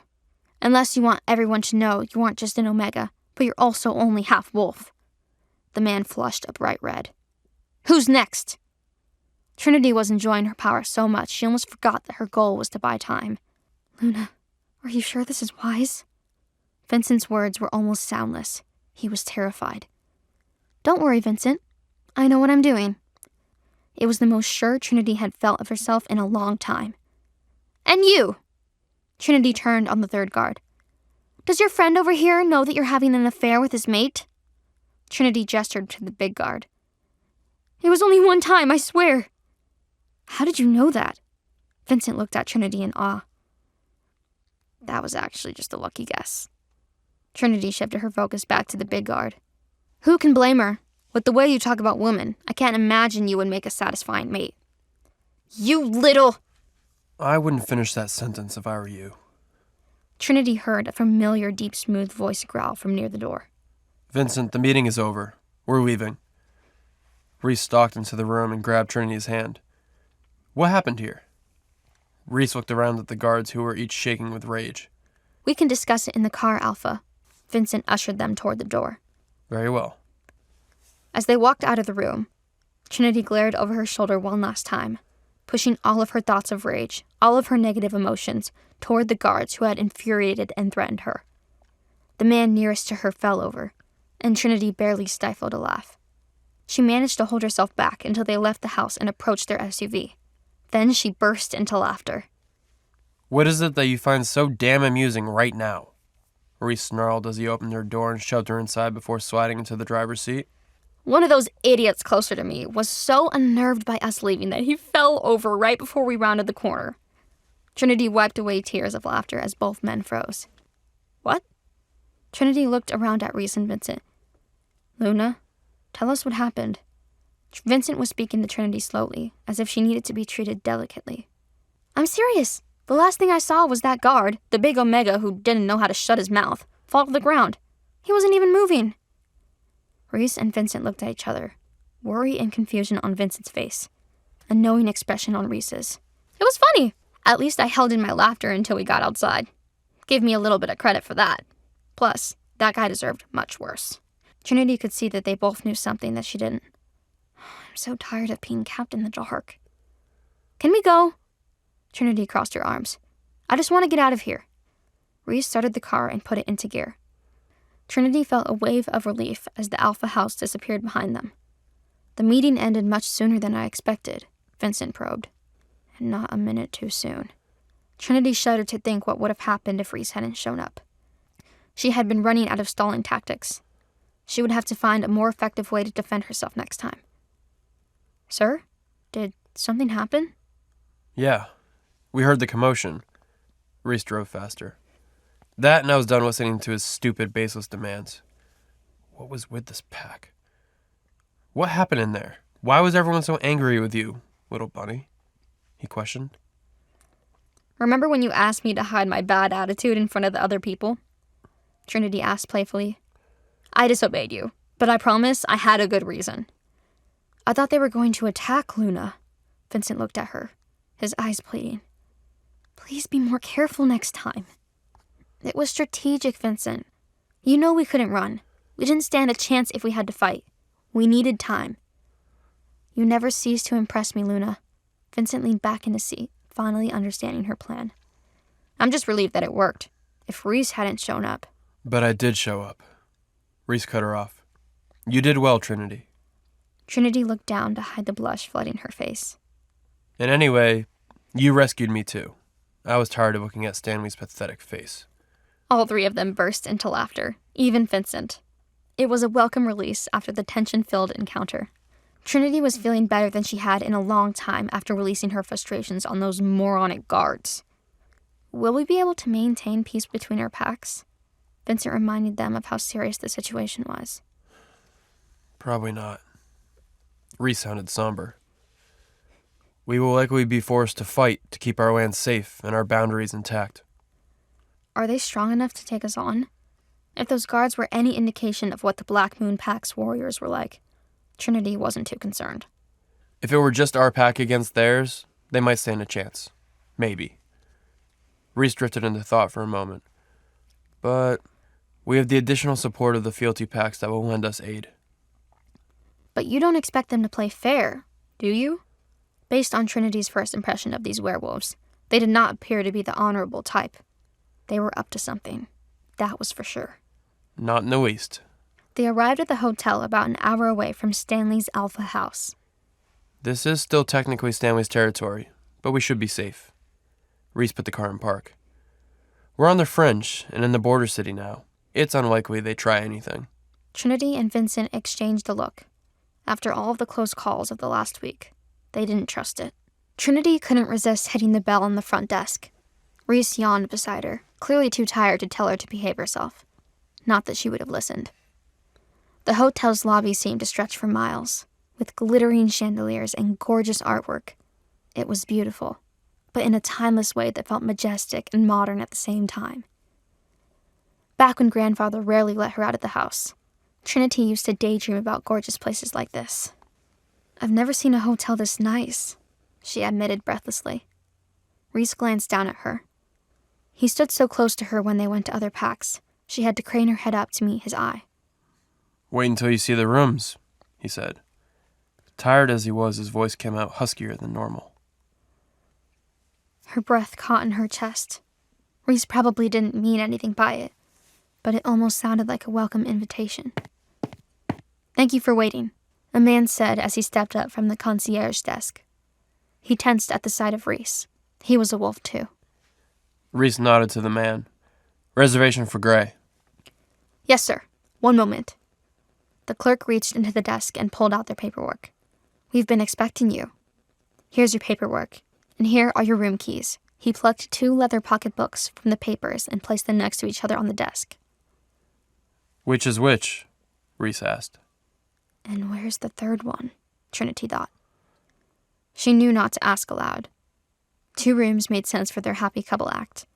It was a little weird that Vincent and Reece would be on a different floor than her, but it was better than the alternative, her sharing a room with Reece. Her pulse quickened, but she chuckled it away. He hated her too much for that to happen. The clerk opened one to show the handwritten number inside. This one is for the single on the 14th floor, number 1433. The other one is for your suite, sir, on the 25th floor, number 2501. You can take that elevator right there. Do you need help with your bags? Reece shook his head. Vincent spoke up from behind both Reece and Trinity. I've got them. Vincent had all 3 of their bags. Trinity supposed she'd have to take hers once they got to her room. Once the doors closed, Trinity held her hand out to Reece. He looked down, puzzled. What? She rolled her eyes. I need the key to my room? How else will I get in? Reece raised his eyebrow with a chuckle. He took the key card for room 1433. Here you are, Vincent. Reece reached around her to hand the card to Vincent. Trinity's heart quickened. Reece smirked. Vincent took the card while avoiding Trinity's eyes. Thank you, sir. Should I carry your bags up? Trinity couldn't breathe for a moment. I can manage, Reece said. He took his and Trinity's bags from Vincent's hands. Oh, goddess. The elevator dinged to a stop on the 14th floor. Oh, goddess. We're sleeping in the same room. Vincent met Trinity's unbelievably wide eyes. Do you need anything, Luna? He asked her. Help. She needed a way out. She couldn't sleep in the same room as Reece. She'd never been with a man overnight before. What did Reece think was going to happen? Would he shove her away like normal? Or was tonight the night he tried to make a move on her? He wouldn't, would he? Reece nudged her with her bag. Well, little bunny, do you need anything? Trinity could hear the laugh in Reece's voice. She was nothing but a joke to him. A plaything that he hadn't taken out of the wrapper. Joke's on him, she thought. I'm staying in mint condition. Trinity narrowed her eyes at Reece. She wasn't backing down now. If he wanted to play chicken with their mate bond, then she would do it too. Not at all, she said. Good night, Vincent. Vincent looked worried as he stepped off the elevator. Good night. Be careful. When Reece smirked, she could see his canines, waiting for something to bite. Trinity held the eye contact for the rest of the ride to the 25th floor. It was the top level, and there were only 2 suites on the entire floor. Reece finally broke their stare to lead the way to the room. She tried to comfort herself as she followed him. It's a suite. Suite means multiple rooms. He can sleep on the couch like the dog he is. He stepped in front of their door and sought out her eyes again. Without blinking, he slowly pulled the key from its leather holder and pushed it gently into the lock. Trinity gulped. She couldn't help it. His eyes darkened, and she knew enough to know what that look meant. He wants me, she thought. He's going to try tonight. The thought should have repulsed her. She should have turned on her heels and rushed down to Vincent's room. Anything to get away from her big, bad alpha mate. So why did her whole body heat up? Her stomach flipped as his tongue wet his lips. She fought the urge to do it too. He gripped the door handle in his fist. Next thing she knew, Reece stepped forward and swept her into a bridal carry. She yelped. Her hands flew up to grab him on instinct. He laughed so freely that she bounced against his chest. Welcome home, he taunted before crossing the threshold. He used one foot to push the door shut behind them. Trinity's eyes flew around their suite. Frantically, she took in a living room off of the entry hall. Another larger door led to the bedroom. She couldn't breathe. He carried her forward, and the door felt larger and larger with each step. Her heart pounded so loud that he must have been able to hear it. He walked past the edge of the couch and... He tossed her onto the couch. Trinity shrieked. Reece! He full belly laughed. Tears sprung into the corner of his eyes. You should see your face. She huffed, embarrassed and aroused and angry all at the same time. But why? Ah! He laughed again before dropping onto the center of the couch beside her. His body was so big that he took up most of it. She could have scooted back to the armrest for more room, but she refused to give him the satisfaction. His eyes danced. Use your words, little bunny. You, she spat out. It was the rudest thing she said to him directly. He smirked, leaning forward just enough that he became the only thing she could see. With her head tilted up to glare at him, and his tilted down to mess with her, there wasn't much space between their faces, or between any part of their bodies. On the couch? I took you for more traditional girl, he mocked her. Her face burned at the insinuation. I'd never. You'd be missing out, he sang. He was having the time of his life teasing her. It was cruel and disgusting.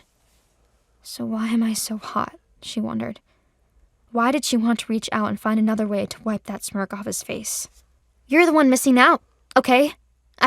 I've seen the way you look at me. You're not a good actor, Reece. I tricked you, didn't I? He leaned back against the couch, and Trinity missed the closeness immediately. Don't lie. I heard how scared you were. Well, I don't have my knife, she hissed. He looked confused. In case you tried anything.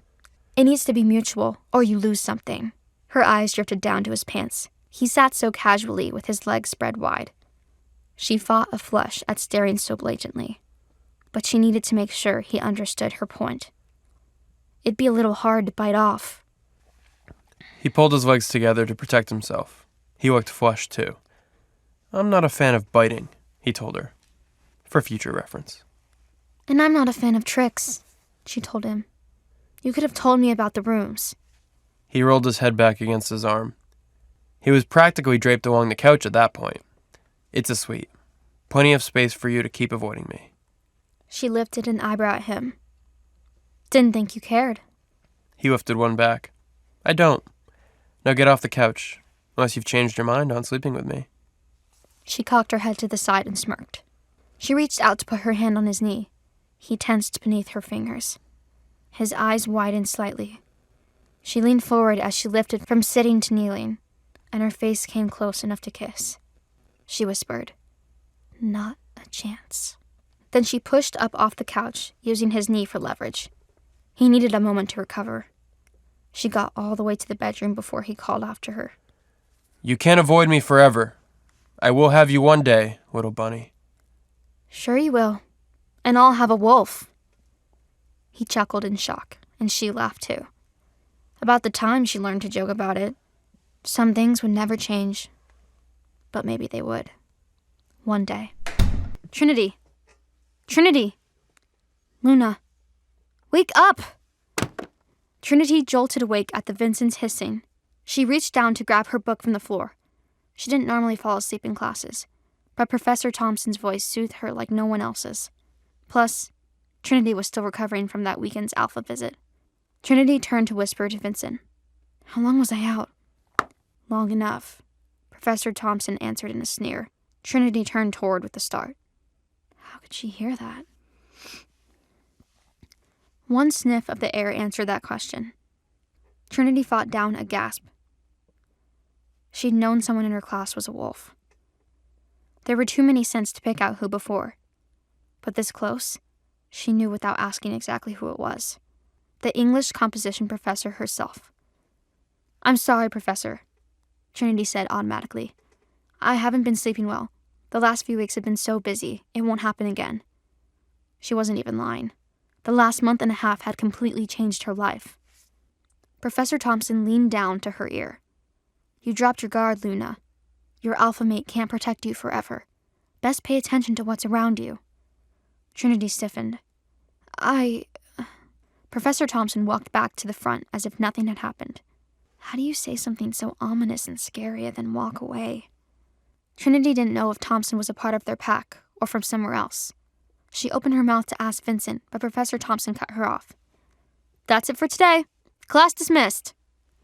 Vincent rose to his feet. Trinity didn't want to ask him questions that Thompson could hear. Let's get out of here, she said. We have time for lunch, Vincent said. Trinity smiled. At Franny's, please. Juniper perked up from a few seats down. The boys had sat between them that day. I'm in. They're out. She barely finished her sentence before Paul and Cedar took off in the opposite direction. They're joining some martial arts tournament. Trinity chuckled. That's cheating. They'll be stronger than the humans by a mile. Vincent held the door to the classroom for Trinity and Juniper to walk through. The three of them fell into step once they got outside. The weather was nice enough that they could walk to Franny's kitchen. Juniper rolled her eyes. Paul's practically made it to us both. Me in the romantic way, and Cedar in the platonic life mate way. I thought I was getting away from my twin, but nope. He and my mate are practically running away together. Did they tell you they're thinking of becoming pack warriors? Trinity shook her head. I'd put in a good word for them with Reece, but who knows whether he'll listen or not. Juniper sucked her teeth. He'd better learn to listen. He can't treat you like crap forever. Vincent looked at Trinity questioningly. Things haven't gotten any better? I thought they would after the hotel. Trinity's eyes widened as she shook her head sharply. It didn't matter. Juniper had heard him, and her best friend was a bloodhound. The hotel? Juniper screamed. What hotel? Trinity glared at Vincent. You just had to say that, didn't you? He tried to help. They had to keep up appearances. They had to have one room. One room? Trinity shushed Juniper. You have to stop screaming. We're going inside. Juniper held her hand over her mouth until the three of them got seated in a booth. The moment the waiter left, Juniper pounced on Trinity. You were sobbing over him last week, and now you're sleeping together? Juniper demanded. I don't know if I should be more worried or proud of you for taming that beast. She wiggled her eyebrows at the end. Trinity blushed furiously. She couldn't meet Vincent's eyes. There was no beast taming, Trinity insisted. Juniper pouted. Not even a little bit? Trinity's mind flashed back to their near kiss as she teased him with her hand on his knee. Vincent cleared his throat. You look a bit red, Luna. Trinity swore. Nothing happened. There was some flirting and light touching. Not like that! I touched his knee. His knee? Juniper exclaimed. After I threatened to hurt him if he did anything I didn't want him to do. I said I didn't want to have to bite it off. She mumbled her last words as if that would make them less mortifying to say in front of her guard. Juniper laughed. Trin, there are much better things to do than bite it. Vincent covered his ears. I'm not hearing this. Juniper pointed at Vincent. He knows all about it. That's how we got 3 kids. I'm just saying, if Reece is booking romantic suites, maybe he's over whatever his hang-up was. Trinity's heart sang. I don't want to get my hopes up. I told you what he said before. Actions speak louder than words. And he acts like he likes you. Juniper added. Trinity glanced at Vincent for support. Her guard looked hopeful too. I can't believe we roped you into girl talk. I'm sorry, Vincent. He shook his head. No apology needed. A little girl talk is a worthy price to be the personal guard of my Luna. Juniper smiled. Free college classes aren't a bad price either. He laughed. If only I could pick the courses. Trinity rolled her eyes playfully. Okay, that's enough out of you two. Let's eat. Trinity felt better than ever on the walk back to the car. She had Vincent and Juniper on her side. Her mate clearly didn't hate her as much as he used to. Things are finally looking up, she thought. Then she sensed it.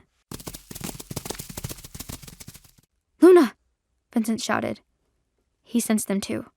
He spun her around by the waist to move her out of the way. That's when she spotted the wolf sprinting straight towards them. Shit! Vincent grabbed her by the waist and took off running. He and Trinity ran toward the building that they just passed. Most people commuted here, so the students didn't linger around. They went to class, and they went home, meaning there was no one to hide behind. Vincent growled. How many? It was a test for her. She started to look, but he added, without looking. She sensed 2 for sure. Both of them were werewolves, already shifted into their wolf forms. They had to be rogues, or from an enemy pack. Why are they chasing me? She and Vincent rounded a corner and Trinity sensed a 3rd person coming at them, from a different angle at that time. 3, she said confidently. He dropped her wrist with another growl. Good, now stay behind me. I'm going to have to shift. Trinity's eyes jumped from him to the direction of the newcomer. She expected to dodge the new attacker, but this 3rd wolf charged straight past them. Trinity got a whiff of them then. She had smelt the same scent that morning. It's Professor Thompson. Thompson's wolf rammed into the first of the attackers. That wolf flew back. Thompson took that brief pause to turn and look at Trinity, with the same bright green eyes that watched her during class. Trinity didn't know whether to be grateful or even more confused. Whose side was Thompson on? They didn't have time for questions. The 2nd wolf charged at Thompson. Professor! Watch out! Trinity cried. At the time, Vincent leaped into the fight. Thompson turned quickly to ram into a 2nd wolf, and with Vincent's added force, they crushed the wolf between them. The 1st wolf still hadn't given up. He slinked quietly in hopes of getting to Trinity without anyone noticing, but Trinity wasn't as oblivious as they all thought. She watched the wolf out of the corner of her eye. The moment he lunged for her, she kicked off the wall and used it to propel herself away. He crashed into it, losing time and speed. He doubled back to leap again. That time, Trinity caught him in the jaw with the tail end of a backflip. His head flew backwards, and he roared in pain. Oh no, not more of them. Trinity grunted. She heard at least 6 more rogues heading their way. This was an ambush. Luna, run! Trinity took off towards town. She knew the rogues were less likely to follow her where humans were. They'd timed the attack perfectly for a nearly empty campus, but if she could get back towards Franny's or anywhere else. Come on, Trinity, move faster. Vincent caught up to her easily. She was faster than a human, but he was still faster than her, even out of his wolf form. Faster, he urged. I can't, she yelled. Her voice shook. I'm sorry, I can't. He reached for her arm, pulling and lifting her into his arms at the same time. She struggled in his grip. No, I'll slow you down. Only if you fight me. His speed didn't change at all. Trinity tried to think of where to go. Their car was too far the other way. They couldn't get all the way to the compound like this. It would take too long. Their only choice was to go into town and stay there. Trinity gasped. We left Professor Thompson. She tried to look back, but couldn't see the familiar wolf. Focus, Luna. Where can we go in the city? Vincent asked, still running. Franny's won't work. The mall, Trinity said. It's crowded. All the humans will stop the wolves. The scents will help us hide. Vincent nodded. The mall it is. The streets were already getting busier. He slowed down and chanced a glance back. He couldn't see any of the rogues, so he set her down on her own feet. He kept one hand on her wrist to guide her and used his other hand to make a call.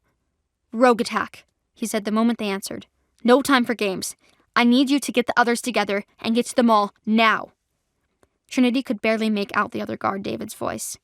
Where the hell is the mall? Trinity took the phone. By the university, 5 miles north. Follow Chancellor Boulevard and you'll find us. Yes, Luna, be right there. Her heart pounded the whole way to the mall. The fountains in the center courtyard were their perfect vantage point. If anyone came near, Trinity or Vincent would see them. The two sat in tense silence, scanning the shoppers for friend or foe. Then Trinity smelt him. A wolf she would know anywhere. A wolf who smelled of spiced coffee and forest grounds. She chuckled. I thought you weren't saving me anymore, she said without raising her voice. She knew Reece was listening, and he rolled his eyes once he was close enough for her to see. So, the little bunny finally admits she needs saving. Never thought I'd see the day. How did you know where we were? Trinity struggled to hide her relief at seeing Reece. She knew he thought of her as a damsel in distress, and she didn't want to give him that satisfaction. Reece smirked. He leaned forward, putting a hand on either side of Trinity on the edge of the mall fountain where she was sitting. I could have traced your mark. Reece brought his face close to Trinity's before putting his nose into her hair. But I was able to track you by your scent as soon as I was in the mall. Didn't you notice my scent too? Would the other wolves be able to track me here? Trinity leapt up. No. All of the people here would hide you from them. Reece grinned. Your smell is stronger to me than anyone else's, just as I'm sure mine is stronger to you. Reece was enjoying this exchange too much.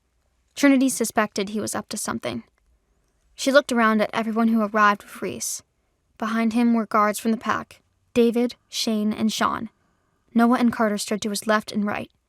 There was no one else in the world who could make Trinity feel safer, Reece included. As much as he pushed her away, Trinity knew that their mate bond was too strong for him to allow anything to happen to her. Noah and Carter were family, and they would always protect her, and the guards had sworn an oath to protect her at all costs. Vincent, take the guards, search the area, and capture at least one of those rogues. Reece barked out orders. I want to know why they were on my land and hunting my Luna. Yes, sir. The men dispersed. Noah and Carter, I want a caravan back to the estate with Noah in the lead and Carter following. If there are no problems, you will return here to pick up the others. Reece's words spun around Trinity's head for a moment before they clicked. He had just given orders to everyone except for her, meaning... Oh, goddess, we're going to be alone again. Trinity didn't know how much more alone time with Reece she could stomach.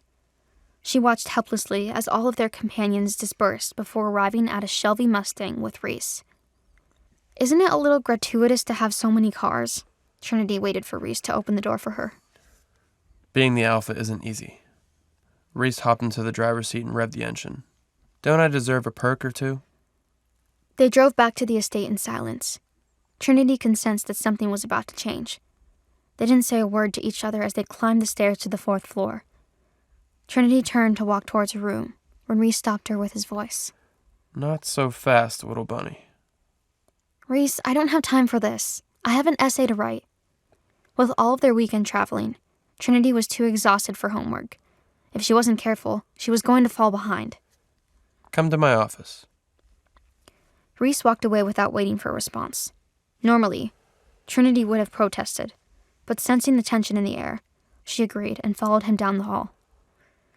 She looked out the window and saw Noah and Carter driving back down the driveway, and she wished they were here to act as a buffer between her and Reece.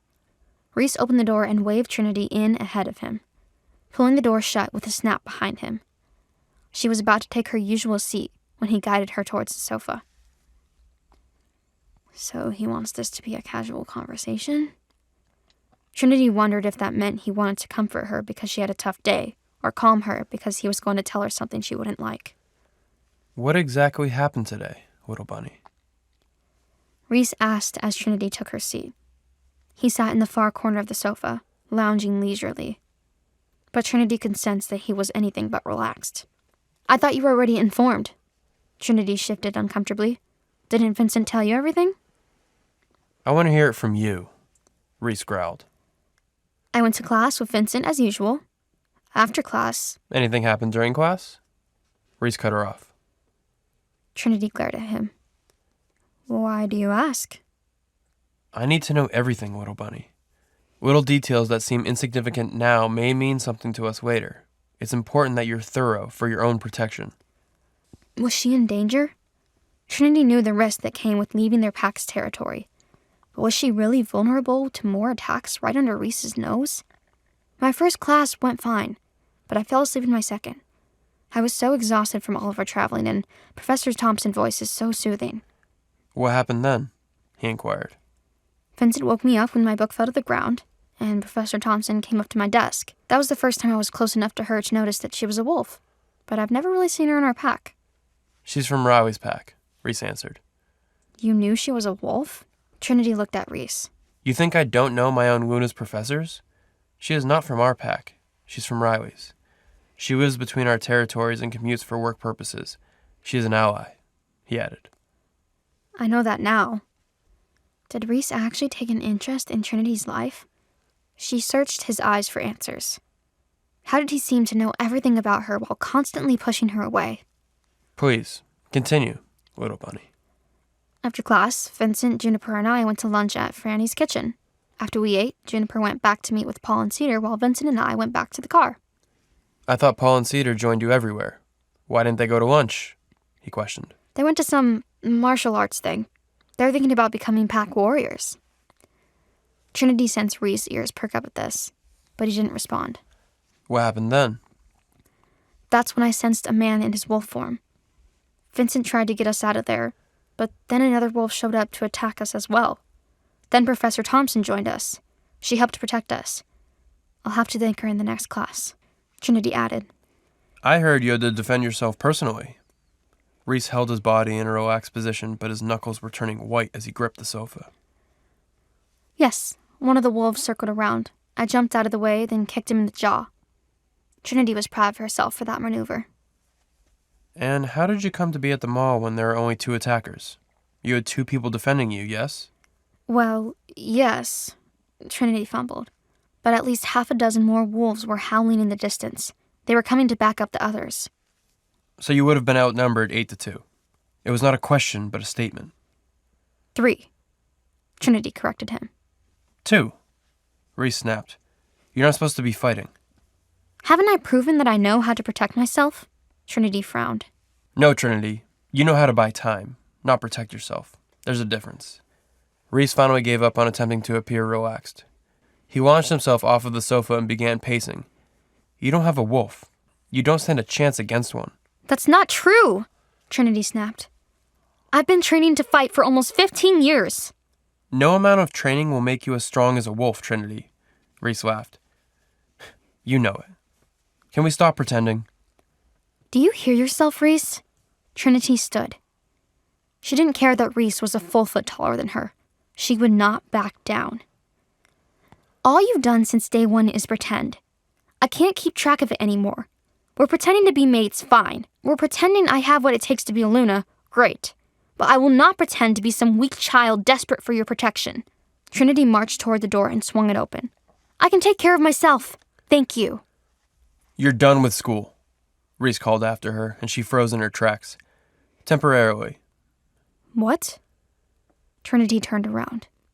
My number 1 priority is to keep my pack safe. The pack needs you alive, Reece added. I'm almost done with the semester. Trinity had never begged Reece for anything, but he couldn't be serious about asking her to drop out of school. She had studied so hard for her entire life. Without a wolf, her education was what she relied on to make something of herself and to be a valuable member of the pack. Let me finish the semester, at least. I can't risk you being attacked again. Reece couldn't even look at her. So I'm just gonna lose all the work I put in this semester? All the work I put in for over a decade to get to where I am today. As much as she hated letting Reece see her upset, she felt the tears begin to sting at the back of her eyes. I'll work something out so you can still take your exams. But you cannot go to class until we get this rogue situation under control. How long will that be? Trinity demanded. I don't know. The apathy in Reese's voice stung more than anything. Trinity couldn't control herself. The tears she was holding back started to fall. Congratulations, Reece! Trinity directed every ounce of rage she'd been holding into her words. I didn't know I could hate you anymore. But look at that. You succeeded.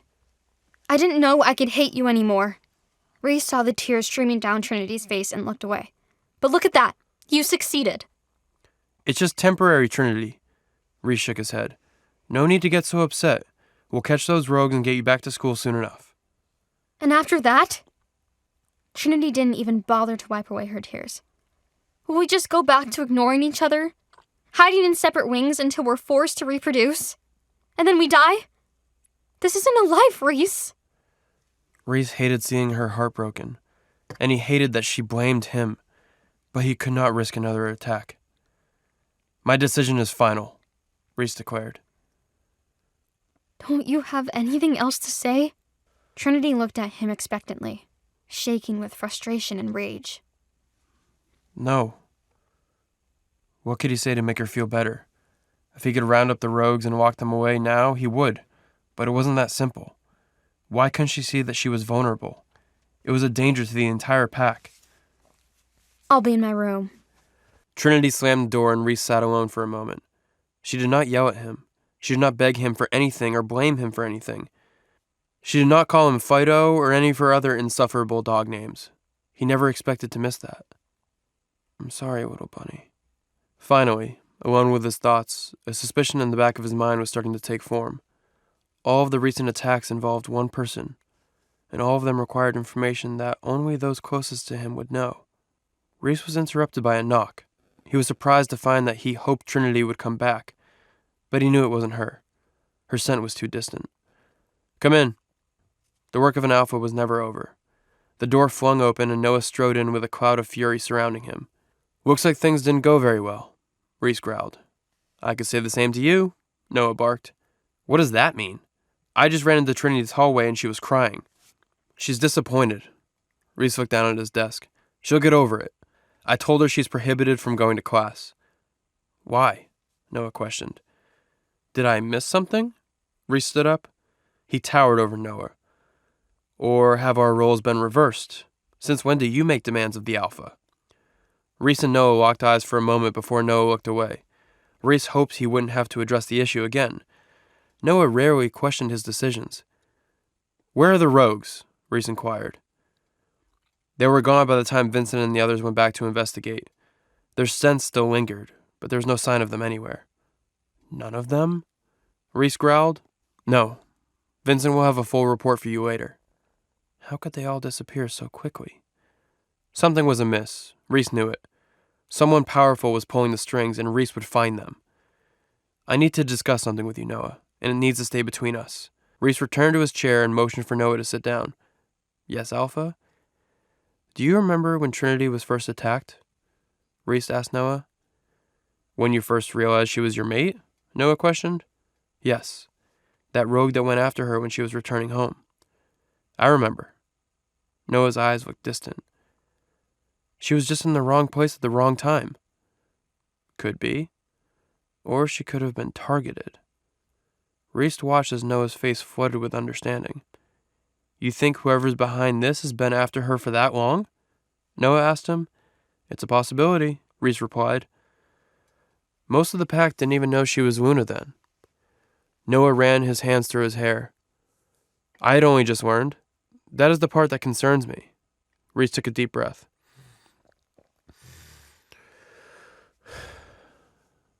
Then there was an attack by the Warlocks. There is only one way they would know when I was visiting Riley and that Trinity would be with me. Someone had to help them. It would have been someone in your inner circle. Noah was putting the pieces together. And now a whole pack of rogues is attacking her at school. Reece concluded. She is the target. Or someone is trying to use her to get to you, Noah observed. That's why I'm distancing myself from her as much as possible. I need to protect her. I need her alive to protect my pack. I don't intend to let her get close to me. Reece sensed Noah's tensing. I've been keeping her at bay for a while now. What?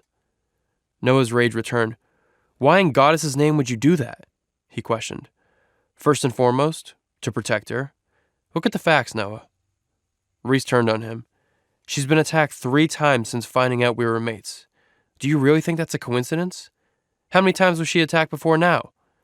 Noah shook his head. Second, I never wanted a mate in the first place, especially one without a wolf. She would never be a true leader of this pack. She would never match me at anything.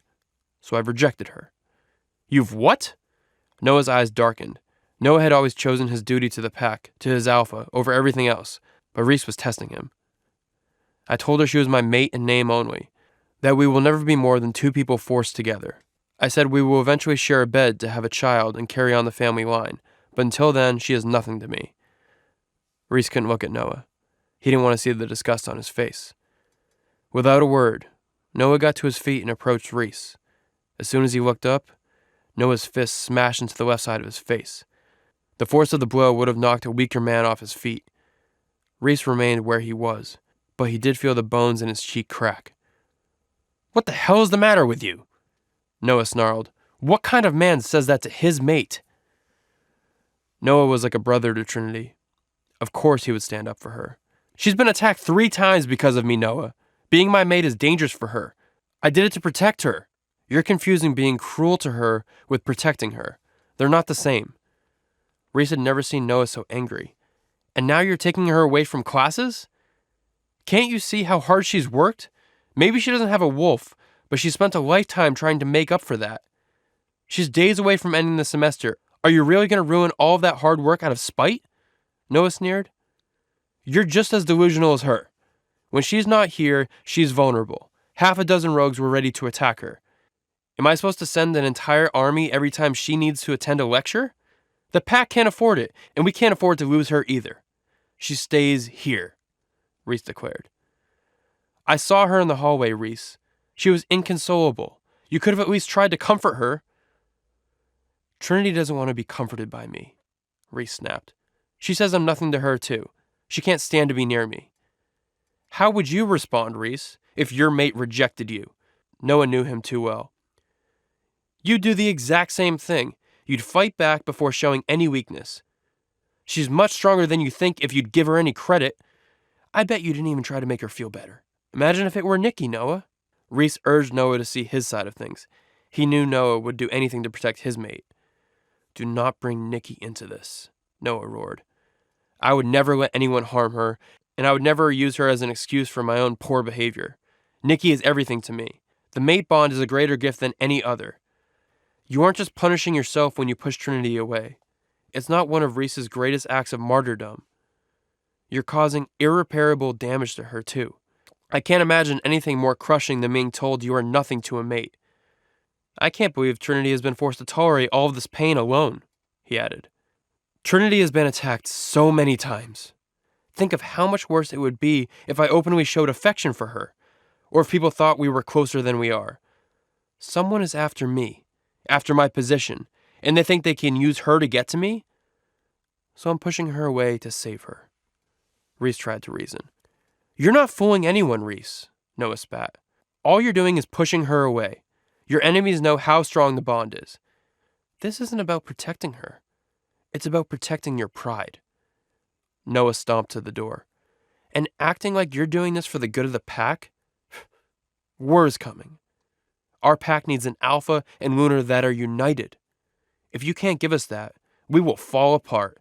How can you not see that? Noah didn't wait for an answer. He slammed the door behind him, leaving without another word. That's a first. Reece stared at the closed door. In the past, he would have ripped someone's arm off for slamming his door. Now, he'd let 2 people have the last word and slam the door behind them in one afternoon. Having a Luna really was making him soft. I really just want to protect everyone. My pack. My Luna. Even myself. Why was it so hard to make sure no one got hurt? He's going to kill me. She wasn't foolish enough to sneak out, but she did have a new idea. I only have 2 jobs, law student and Luna. And if I can't be a student, then I need to be the best Luna I can be. The only problem was that Trinity had no one to talk to about it. It was too embarrassing to call Katie the Luna of the Azure River Pack. Katie probably learned everything from her mate Riley's mom. Just my luck that I don't have a mom, and neither does Reece. Well, not technically. Reece's mom was still catatonic in her room on the 4th floor. How did Reece's mom get everyone in the pack to trust her? Did she throw events, or did they love her automatically? Was Reece different before the incident? Trinity couldn't just sit on her hands. Not when the last Luna was only 2 floors and 1 cranky alpha away. With Reece gone for the day to visit another pack, Trinity decided that one secret visit couldn't hurt until he smells my scent and finds out anyway. She mumbled to herself. Trinity expected the room to be dark and dreary, but sunlight flooded the room from the open curtains. She was seated in the rocking chair next to the window. She looked like a gorgeous ghost. Her loose-fitting white nightgown made her pale, almost translucent skin glow. "You're so small," Trinity whispered. 7 years of mental imprisonment had weakened the other woman. She sat facing the Luna and offered her a smile. "I'm Trinity. I'm the new Luna. Reece's mate. Reece might have mentioned me the other day. Sorry I haven't come by sooner. I wish I could have met him when you were still around. Our pack loves him, but he has a hard time showing that love back. Losing you must have changed him a lot. Maybe that's why he pushes everybody so hard and pushes me away." Trinity reached for the Luna's hand. "I wish you could be there for him."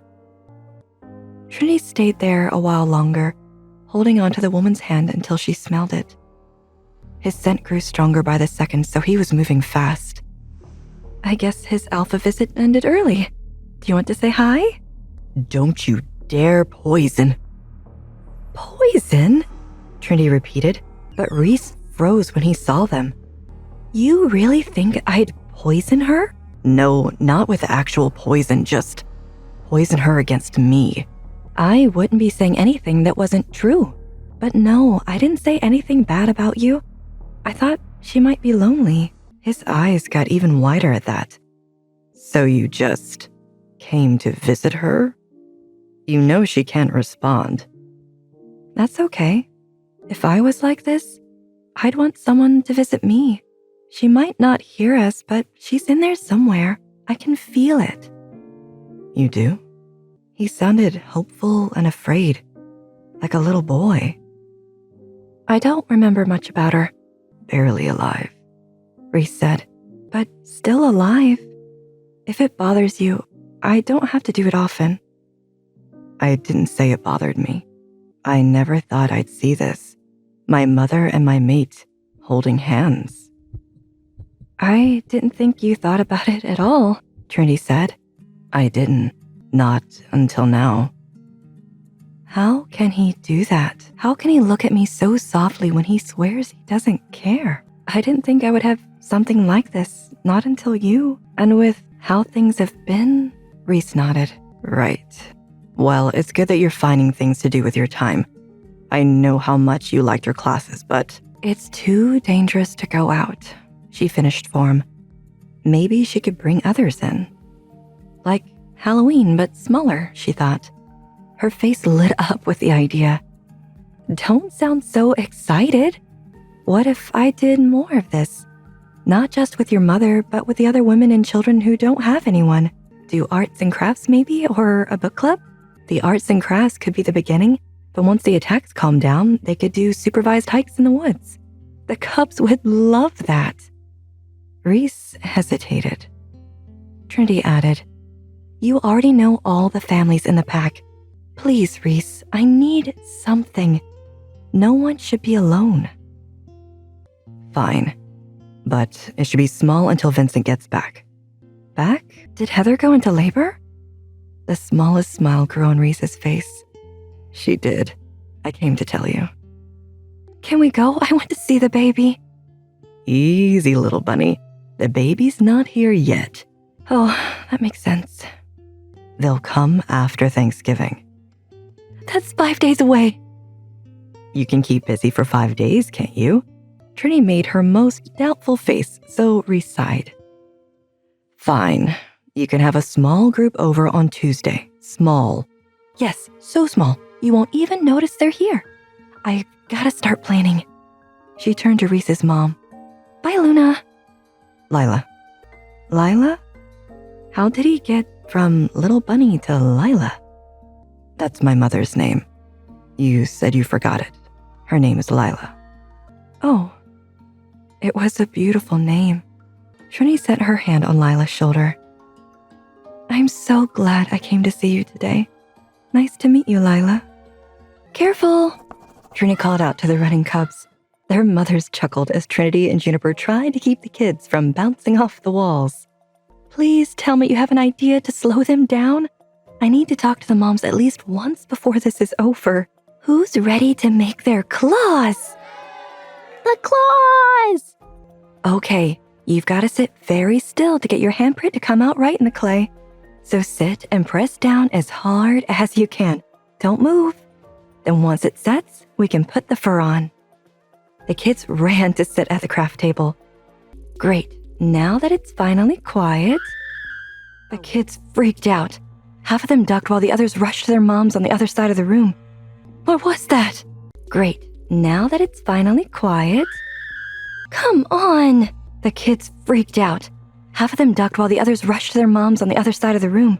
What was that? I'm sure it's nothing to worry about. I'll go check it out. David stepped forward from his guard post near the door. Luna, I should check. We can both check. This is the safest place in the compound. One of the maids probably broke a mirror or something. Juniper gave a worried look to Trinity. She knew about the attacks, but Trinity gave a sincere smile to her friend. Trust me. Trinity tried to stay with her smile. Come on, let's make these so we can show the Luna when she gets back. She's gonna be so excited. Trinity and David left everyone in Juniper's capable hands. David stepped in front of Trinity protectively at the sound of running feet. But it wasn't an attacker. It was just Julie, one of the housekeepers, running in terror down the hall. Julie, what happened? Julie sucked in a huge breath and blurted out, There's a ghost on the 4th floor. I saw it with my own eyes. A ghost? She'd heard of plenty of creatures, but a ghost in their house? She looked at David incredulously. David tried to stifle a smile. Julie. Nope, I'm not staying in here until that thing is gone. I'm taking a break. Julie ran right past them out of the house. Never thought I'd find a superstitious werewolf. She could be right. But it was the 4th floor, where a certain someone sits in a rocking chair in a white nightgown. David's jaw dropped. You saw her? I shouldn't be surprised. You're his mate. Of course he introduced you to. I may have done the introducing myself. Come on, let's make sure Julie closed the door. They didn't need any more surprises. Or Reece getting upset that his mom's room was open. David and Trinity had just reached the 4th floor landing when she smelled Reece coming up the stairs behind them. What was that scream? Reece asked. Is everyone all right? David nodded nervously. Yes, Alpha, sir. Julie said she saw someone. The Luna and I were investigating. No one goes on this floor without my permission. What if the mothers followed you? What if they saw? Reece? Trinity gasped at the weak voice from down the hall. All 3 of them turned in unison, and there she was, the ghost of the 4th floor, Luna Lila Gray, leaning weakly against the wall by her door. She could barely stand. Each step she took shook her whole body, making her ghostly nightgown sway. Mom! Reece ran to her. He scooped her into his arms, squeezing her to his chest. He glanced back at Trinity and David. She's real. She's awake. Then, turning his head slowly to stare down at her, he whispered, Mom, you're awake. Lila's jaw trembled. You've grown so much. Reece laughed. He swayed with his mom in his arms. Trinity could see the tears in both of their eyes after that. He kept whispering even though they could all hear him. How are you awake, Mom? What happened? I missed you. I'm sorry. I'm so sorry. I should have been here for you. Don't hate me. Please don't. As his tears flowed down his cheeks, Trinity heard David turn around. This is their moment, a family moment. She turned too. She only took 2 steps before she heard Reece. Where are you going? He asked her. I left the families downstairs. We should let them know we were right. Nothing's wrong. Wait, Lila said. I know you. I've heard your voice. She must be confused. Oh, no, ma'am. We've never met before. Lila looked back at Reece. I thought I must be confused. I probably sound like someone else. Common girl, common voice. I'll leave you to it. Come on, David. Wow, 7 years. And now she wakes up. What changed? It couldn't have been me. One visitor wasn't enough to help a woman find her way back to this realm. But if it was, how would Reece handle that? After hiding her away for so long, if it only took one visitor who wanted to say hi, she shook the thought away. I guess we'll never know. The rest of the night flew by. Before she knew it, the families were gone and it was time for dinner. Trinity felt too exhausted to do anything else. Something about Lila awakening drained her. Reece probably won't notice I skipped dinner. He'll be so happy that his mom's back. She should have known Reece's happiness would be short-lived. He stomped down to her room just after dinner started. She smelled him coming down the hallway before she heard him. Trinity rolled her eyes. What now? Open the door, he barked from the other side. Open it yourself, she snapped back. How could you possibly be angry with me right now? You're avoiding me again. He slammed the door shut. She sighed. You're going to break something, and I'm not avoiding you. I just wasn't hungry. He stalked closer to her. For once, she backed away instead of rising to the challenge. What did you do? He asked her. What? My mom spent 7 years without so much as a word, but you visit her, and now she's walking around. Do you have to blame everything on me? You heard me talk to her, Reece. That's all I did. That's it. That can't be it. What did you say to her? Tell me. She shuddered at the force of his voice. I told her to come back. I said I wished she would come back because you needed her, and I needed someone too. I can't ask anyone else how to care for this pack or for you. She's the only one you love. I wanted her to come back for you.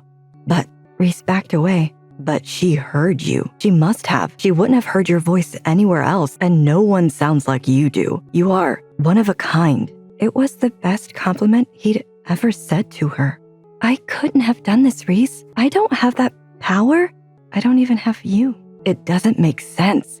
His pain looked like hers when she thought of her own mother.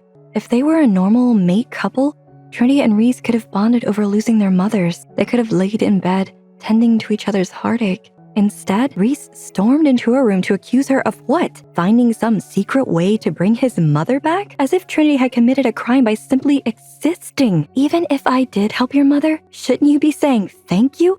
Not screaming at me? Why can't you treat me like a normal person? Reece didn't answer her. Reece, answer me. He stopped with his hand on the doorknob. I'm sorry. Sorry? For which part? He would never tell her. The real ghost in the house was the emptiness between them.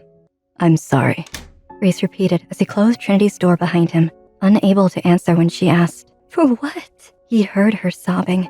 It broke his heart to be responsible for her tears once again. Reece didn't know why he had confronted Trinity with anger. In the short months since he had met Trinity, he had felt a whole range of emotions that he had never experienced before. All of that, on top of the responsibility he felt to be a strong alpha and protect his pack from impending danger. He thought of Trinity's face when he said, You're one of a kind. All it took was one small compliment from him, and she looked ready to forgive everything. After he had been so cruel, he couldn't stomach it.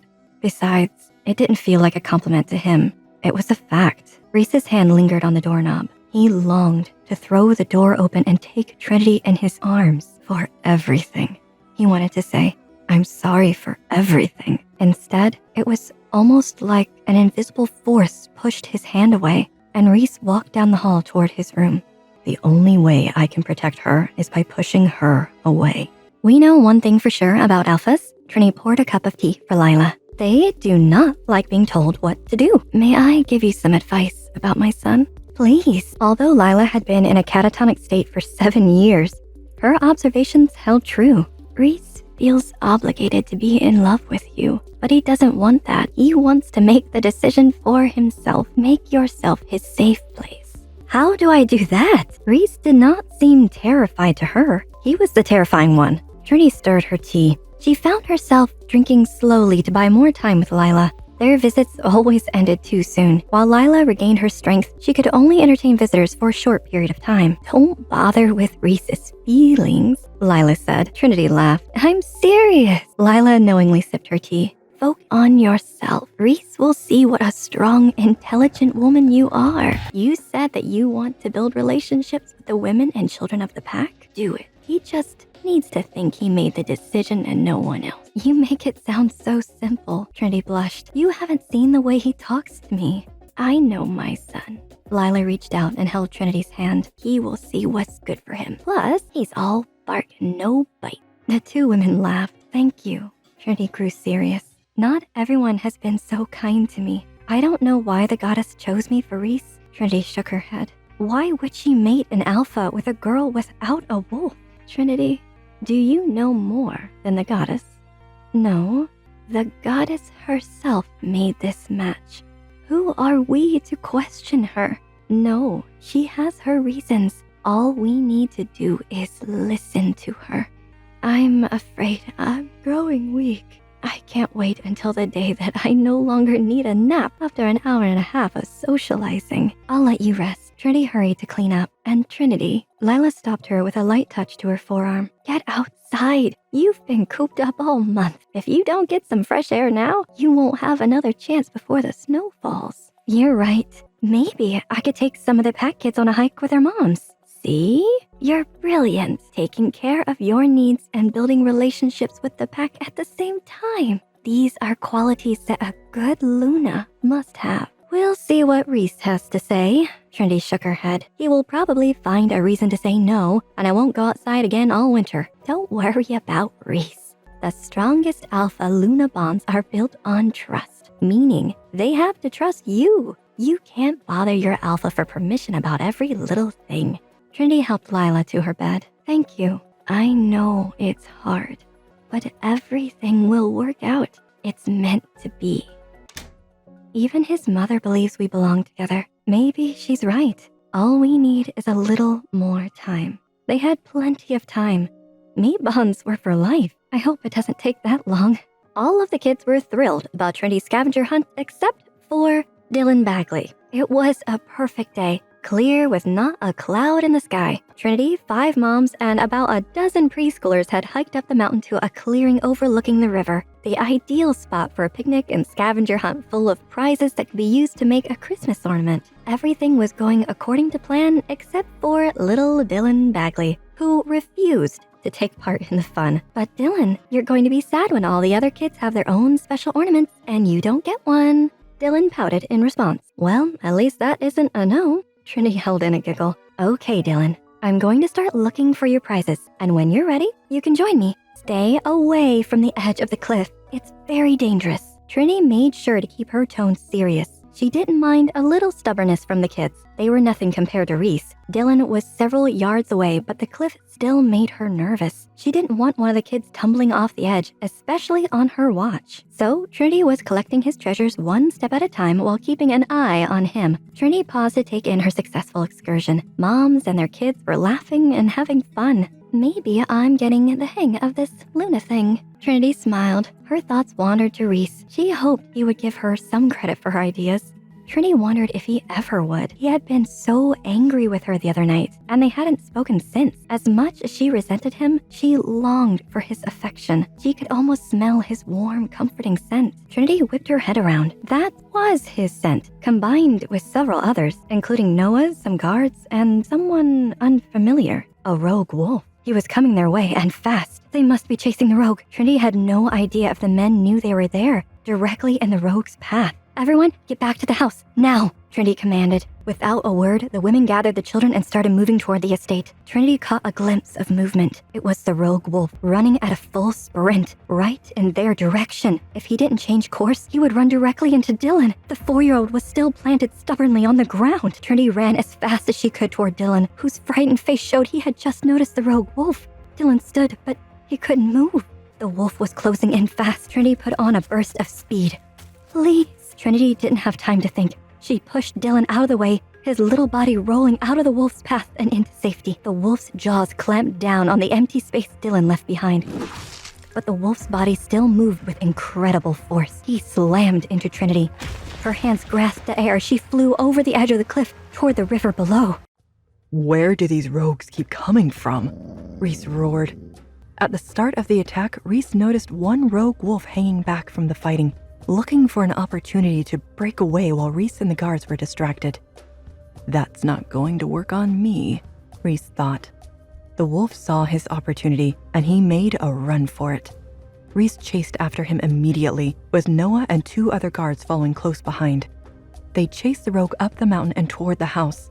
He was faster than most, but Reece was gaining on him. That's when Reece smelled them, Little Bunny and a group of others. It was a beautiful day. She must have taken some women and kids from the pack out on the mountain. This can't get any worse. Reece picked up his pace. He had to catch the rogue before he reached his Little Bunny.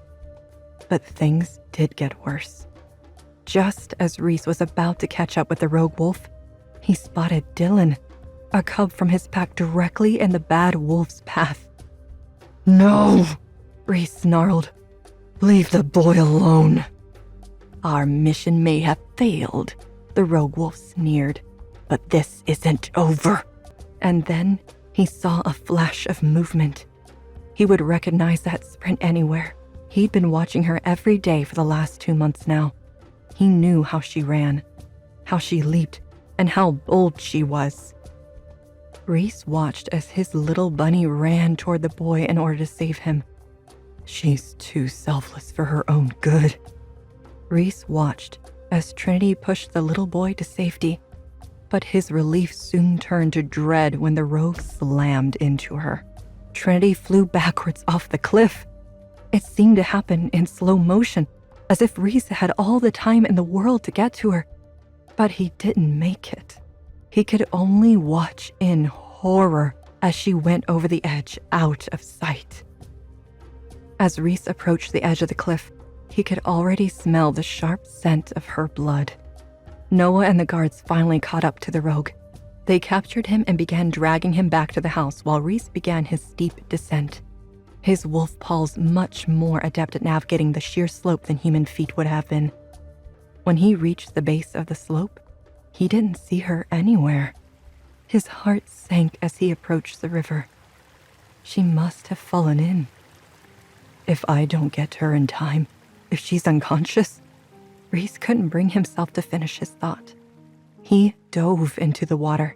Even with his wolf metabolism, the water was frigid cold. Despite the freezing pain, their bond was more powerful than the running water, and he could smell her slightly downstream. Trinity had been caught on a large rock, but Reece's relief was short-lived when he found her. Her face was underwater.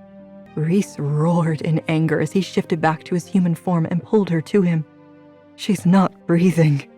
Reece laid her down on the riverbank and breathed for her. Oh, goddess, she's not breathing. Breathe. Reece could not remember the last time he had begged for anything. Damn it, Little Bunny. Please, breathe. Don't die on me. Oh, thank goddess. Reece exclaimed as he felt Trinity's body jerk. He rolled her onto her side and thumped her back to help her expel the water from her lungs. She took a few shaking breaths, gasping for air before she settled into a shallower, wheezy breathing. Thank you, Reece cried over and over. Thank you for not dying. He held her in his arms, close to his chest. Her body was shivering. She was soaking wet, and it was freezing outside. Reece cradled her to his chest, and he ran back to the house as quickly as he could, hoping his body temperature would help warm her. He ran through the door, not caring that he was and might scare the staff. Noah, Reece roared. Call Dr. Griffin and bring me some fresh clothes from the Luna's room.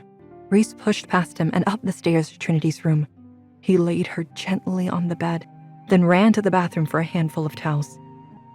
Dr. Griffin is on his way. The rogue is in the basement along with 2 of his friends. Good. I plan to interrogate him later. Reece threw on his clothes. Is she going to be all right? Noah put a hand to Trinity's forehead. She was ghostly pale.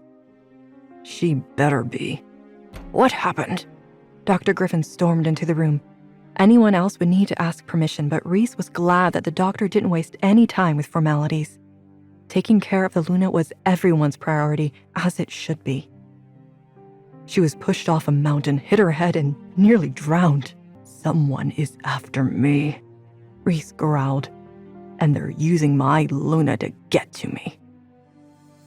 It looks like they almost succeeded. How strange. Griffin checked the wound on her head. She sustained a blow in the same spot as last time. It's already starting to close up. That rogue is going to pay for what he's done, snarled Noah. Are you ready, Alpha? Wait, Dr. Griffin stopped them.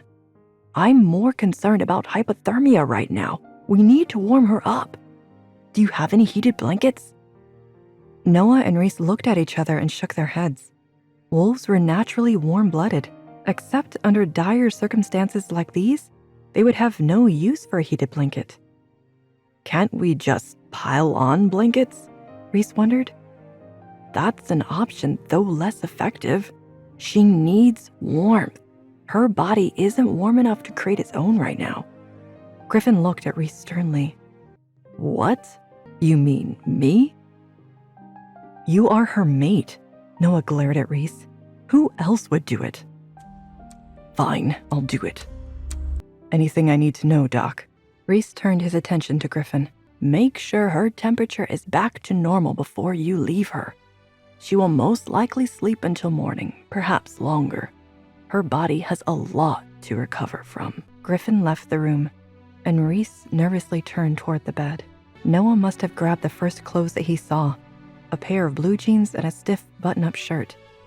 Under normal circumstances, these would suffice, but Reece knew his clothes would create an unwelcome barrier between his body heat and his little bunny. The things I do for you. He warmed her delicate hands and smooth legs and held her back close to his chest, willing his warmth to radiate into her. He stayed like this for hours. He burned for her to wake up so he could warm her more thoroughly. Her slow breathing almost lulled him to sleep himself, and it took all of his focus to ignore where he was and who he was with. You're safe now. When Reece was sure she was calm, he tucked her in. The color had returned to her face. Reece ran his fingers through her hair, grateful for the moment alone with her, without having to maintain an act. Reece pulled back his hand abruptly. This is for her own good. Noah's claws were still out when Reece got down to the basement. It was a new side to the well-mannered assistant. Little Bunny's attack broke him too. Reece thought with a sad smile. Were you with her this whole time? Noah asked. Reece nodded. Did you behave yourself? Excuse me? You've worked at my side for years. You know I would never do anything like that. I thought you never hurt her either. But ever since you mated with her, you've done nothing but tear her apart. My loyalty may be with you, but Reece, if you hurt her...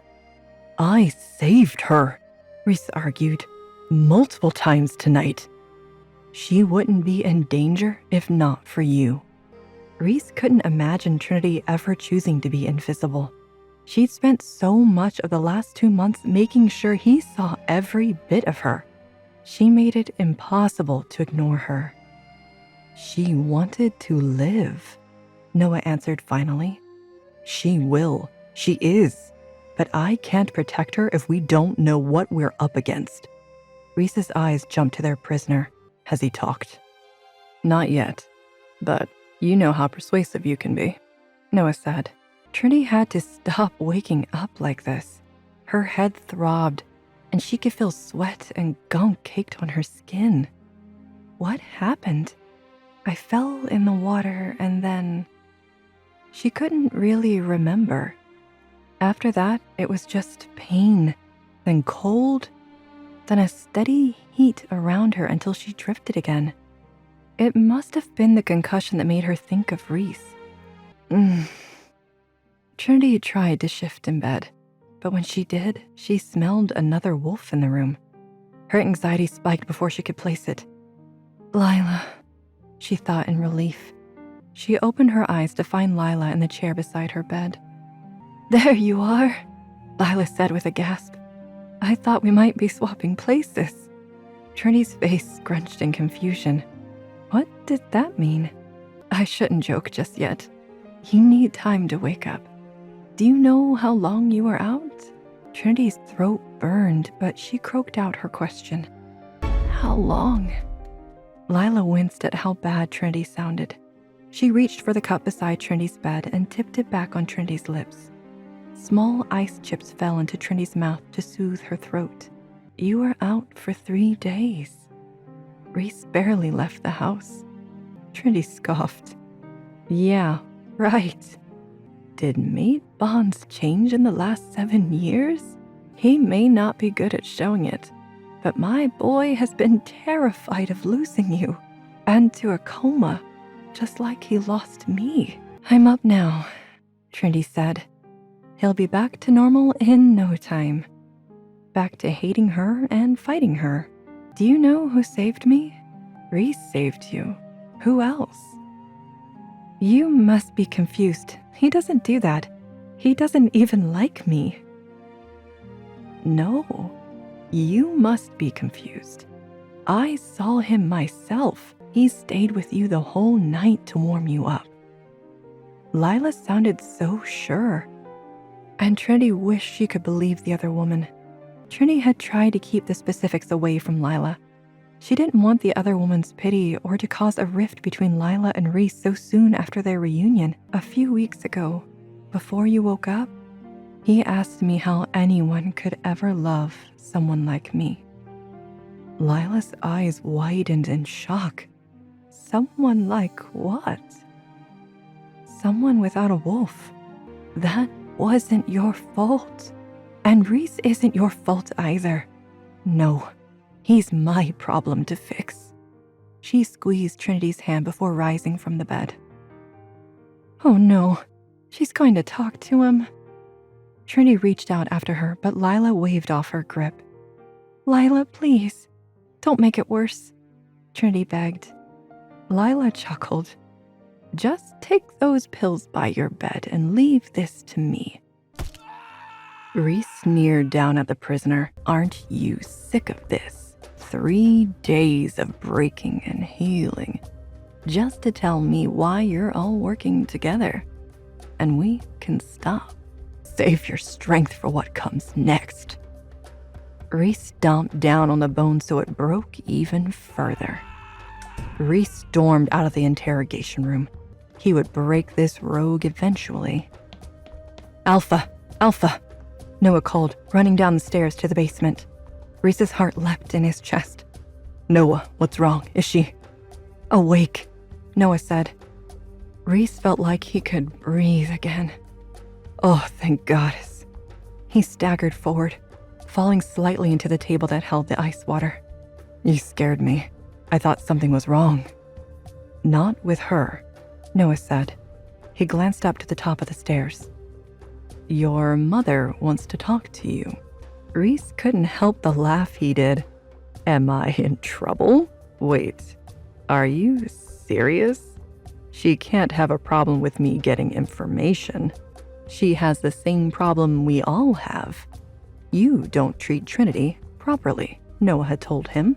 Reece huffed. Not this again. He wrenched his hands from the water and pushed his hair back. A bit of water dribbled down his forehead and he swiped it with his bruised knuckles. I don't need a lecture on how to treat my mate. Don't tell me. Tell your mom. I will, Reece said, after I get some answers. Then he can make the attack stop. Trinity would be safe then. What good are answers if Trinity won't talk to you? Not a lot, Reece thought, but he didn't know how to talk to Trinity anyway. He couldn't look at Trinity and tell her that he had failed. He didn't even know when he started to care about her so deeply. He'd built thick walls around his heart to protect himself from ever having the same problems that nearly destroyed their packs. The goddess didn't care about that. She laughed at his plans and sent him someone who brought out his every fear. Someone who could worm her way in and tear the walls down from inside before he even knew she was there. Reece, Lila called from the top of the stairs. You come up here right now. Reece cringed. He hadn't heard her angry mom voice in years. I'm a little busy, he called back. She growled down at him. Don't make me come down these stairs. I'm still weak from my nap. He rolled his eyes. Calling 7 years catatonic a nap was more than an understatement. He glanced at Noah for help, but his assistant was already headed to the rooms to do some interrogating of his own. Reece headed up the stairs like a funeral march. How was he supposed to explain this to his mom? Why didn't she already understand? Before you start, she cut him off before he could finish the sentence. You have that poor girl terrified. Honestly, Reece, you can't keep doing this. You can't make her pay for what Mandy did. Reece roared. Don't say that name. Lila stepped back at his command. She wasn't compelled to follow his orders. There it is. All right, let's get to it. Time to talk about why you can't love your mate. Oh, shit. Now, sit. I feel like a kid again, Reece thought as Lila thanked Abigail for an ice pack and requested some tea for both of them. His mom blew on her cup, taking her sweet time to talk to him. Reece awkwardly placed the ice pack on his knuckles. You still take your tea the same? Lila asked. You don't have to build up to it, he said. I'm a grown man. A grown man who's been throwing a tantrum for the last 2 months, Lila corrected. Do you know she waited to tell me about this? All she said before was that you didn't like her very much. How perceptive, he grumbled. Lila tapped her spoon on her cup to make a high-pitched sound that made him wince. She wanted to protect you, Lila told him. From what? This conversation? From losing your mother's respect. If Lila's glare was anything to go by, Reece had lost it. He had waited years to have her back, and it only took one conversation with Trinity to ruin it all. I knew she'd poison you, he said. She doesn't understand. Everything I do is to protect her and our pack. You asked how anyone could ever love someone like her. Who does that protect? Lila asked. Reece glanced down at her words. He'd felt awful about them before, but hearing his mother repeat them filled him with shame.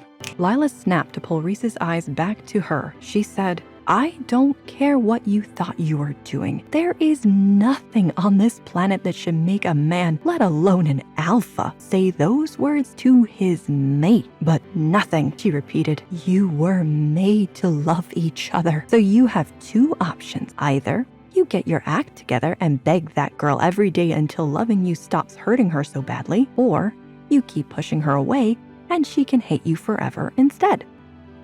He reached for his tea. Second one's fine by me. Lila growled. What happened to you? She doesn't have a wolf, Mom. The bond won't make her love me. He could hear the pain in his voice. He didn't want anyone else to hear it. To the world, he was the one pushing her away. What are you talking about? Only wolves can be bonded. Only wolves can be dedicated and true mates. Anyone else is just a choice. Is that what you think happened with Mandy and Steven? Lila asked. Reece slammed his teacup down. I know what happened. I was there. You were practically a child, Lila roared. 7 years. You haven't learned anything about love. What should I learn, Mom? And from who? Dad died, and you... He didn't need to say anything more. Love took 7 years away from you, but it gave me so much more than that. That girl may not change into a wolf, but she is wolf enough. She was born and raised as pack. That makes her pack. Like Mandy was pack. She was. She was a human. She betrayed us. Stupid Steven loved her. But Mandy didn't have a wolf. She had no reason to love us or stay with us. Reece, no. You wanted to talk, so I'm talking. How can you ask me to trust who the goddess chose for me when Mandy is proof that the goddess makes mistakes? Silence filled the room. His chest heaved with the force of his emotions. He'd kept that in for so long. Reece. Honey, you know that the goddess didn't choose Mandy for Steven, right? Reece didn't understand. What? His question was little more than a breath. No, they were mates. They were, yes, they chose to be. Steven hadn't met his true mate yet, but he fell in love with Mandy and wanted to be with her. His mom had to be wrong, right? He couldn't have built the last 7 years of his life on a misunderstanding of fate. I guess we never talked about it with you. When Mandy joined us, we didn't want her to feel different just because she was wolfless. But Mandy wasn't like your Trinity. She wasn't half wolf. She was utterly human. The goddess had nothing to do with what happened to Stephen or your dad. Mandy was a bad person, but not because she didn't have a wolf. But Mandy wasn't the only woman who had broken his faith. What about the others? He asked. All the women that came after me. Lila's eyes flared protectively. What women? When I first became Alpha, there were so many of them. Women who wanted power or money, and women who were sent by men to manipulate me. I didn't see it at first. I thought they wanted me. They never did, though. They wanted to be the new Luna. He never let them in the Alpha house. At first, it was out of respect for his parents' home, but then it was because the women wanted it too badly. They would do anything to get inside, but not Trinity. Trinity had fought not to be there. She wanted her own life, even if it meant losing the power and status that came with being his Luna. Why had it taken him this long to realize that? Oh, honey, I am so sorry you had to deal with that on your own. I could have helped you so much sooner, before you let this hatred take over your heart. Do you want to know why I believe so strongly in the bond? Why? Because I've known life with and without it. And when your dad died and I felt the bond ripped away from me, Reece, it took everything in me just to stay alive. And that's proof of just how strong the mate bond really is. She lifted a hand to cup his cheek. Those other women don't have any power over you. Stop acting like they do. Is Trinity anything like them? No, he answered immediately. So why are you punishing her for what they did? You have been awful to her, and she still told me to come see you. When? Tonight? Not tonight, when I was sleeping. That's why I recognized her voice. I heard someone calling out to me, asking me to be there for you. It was her. Reese's heart stopped at that confirmation. He hadn't wanted to believe it, but it was all starting to make sense. Why Trinity didn't have a wolf, why the others wanted her so badly, why her eyes had shone with a triple iris when they were dealing with the warlocks. Mom, there's something I want to tell you. He wasn't sure if he was right, but he had to tell someone. What is it? I think I know who Trinity's father is. This is exactly what the doctor ordered, Trinity thought as she dried her hair with a towel. After sleeping for 3 days and resting in bed for another 2, she was more than ready to get up. Her first stop, a nice long soak in her pool-sized bathtub. Next up, Trinity needed to talk to Reece. She wanted to thank him for rescuing her. She heard everything that happened. She couldn't believe that Reece had rescued her himself once again. Trinity looked in the mirror. Normally, she only wore makeup on special occasions, but she was feeling nervous about her impending conversation with Reece. She dabbed on some blush and ran a mascara wand over her lashes. It was amazing what 5 days of rest and a little makeup could do. I can't help but feel like he's avoiding me, Trinity confided in Lila as she piled eggs and bacon on her plate and buttered her toast. Abigail made an entire feast special for you to celebrate the end of Trinity's bed rest. I spoke to him, Trinity. He's ashamed. Trinity found that hard to believe. She thanked Abigail for breakfast and kissed Lila on the cheek. For now, she was still too tired. She headed to the library, hoping to get lost in a book. She could find Reece later tonight. As she walked down the hallway, she heard an unusual sound. Music. It was a soft, soothing piano coming from the room opposite the library. But who could be playing it? The door to the music room stood open just a crack, allowing the beautiful notes to slip out into the hall. Reece was sitting at the piano, his eyes loosely shut as if he had been following the tune with his heart rather than the sheet music sitting in front of him. His hands danced beautifully across the keys. Trinity let her eyes shut too. as she took in the soothing notes melded with Reese's familiar scent. Are you going to stand there all day, little bunny? Reese chuckled as the song came to a close. Trinity growled at the use of her nickname. I didn't mean to spy on you, just caught me off guard. I caught you off guard, Reese laughed. You were the one watching me. I didn't expect to hear you playing the piano. It's the first time I've heard it since I've been here. I didn't know you played. That was beautiful. May I? Trinity approached the piano. She hadn't played in a long time either, years even. You play, little bunny? Trinity stretched her fingers over the familiar keys. Grandfather insisted. Once you learn piano, every other instrument is that much easier. She felt Reese's eyes on her as she slipped into a song. That song, where do I know it from? Trinity had started playing it without thinking. It was our first dance. Trinity blushed. It was the song from not only their first dance, but their first kiss. She lost herself in the passionate memory, then suddenly very aware of Reese and the small space between them. She put her hands in her lap. Do you play any other instruments? Reese so rarely asked her about herself. She wondered if he felt the tension too. She was grateful that he broke the silence between them. Piano, violin, cello, oboe, and flute are my best. And I taught myself guitar and drums. Taught yourself? Reese raised an eyebrow. Grandfather had this notion that I had to know the classics, and that it would somehow make me more appealing as a future mate. He thought learning guitar and drums would serve no purpose for me, so I taught myself as an act of rebellion. Reese let out a long, hard laugh. Is it that funny? Trinity asked nervously. Yeah, it is. Reese wiped away a tear.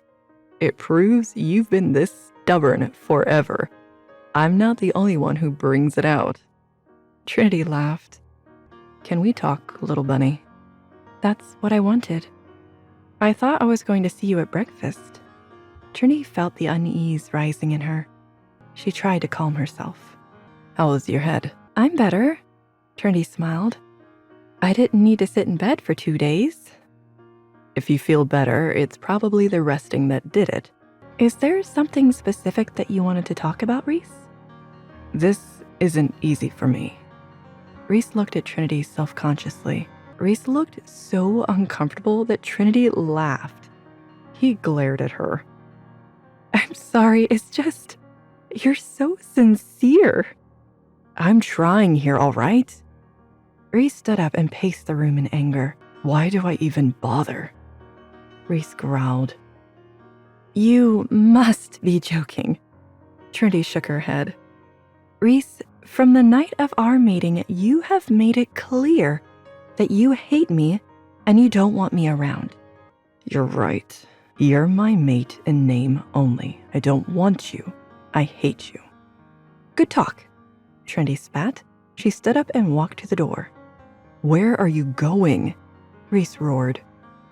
You just sat me down to say the same cruel things once again. Why does he have to be such a... Trinity slammed the door behind her and crossed the hall to the library. He didn't even give me the chance to thank him for saving me. What just happened? Why does she have to be so damn difficult? Reese wanted to apologize to her. He wanted to explain why he had said those rude things to her before. He wanted to tell her that he was wrong. Why couldn't he do that? Reese returned to the basement. He knew exactly where to redirect his frustration. Trinity had spent enough time lying around waiting for things to get better. She stood up and browsed the books, looking for something interesting to read. Carter! She squealed. Oh, goddess, I missed you. Where have you been? Reese assigned me to some special pack business.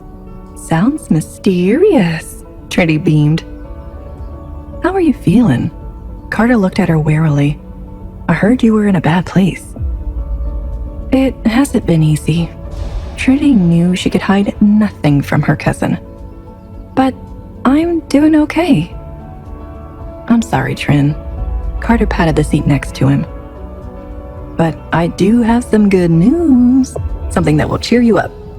I ran into Noah on my way up, and he asked me to let you know. Carter loved a big reveal.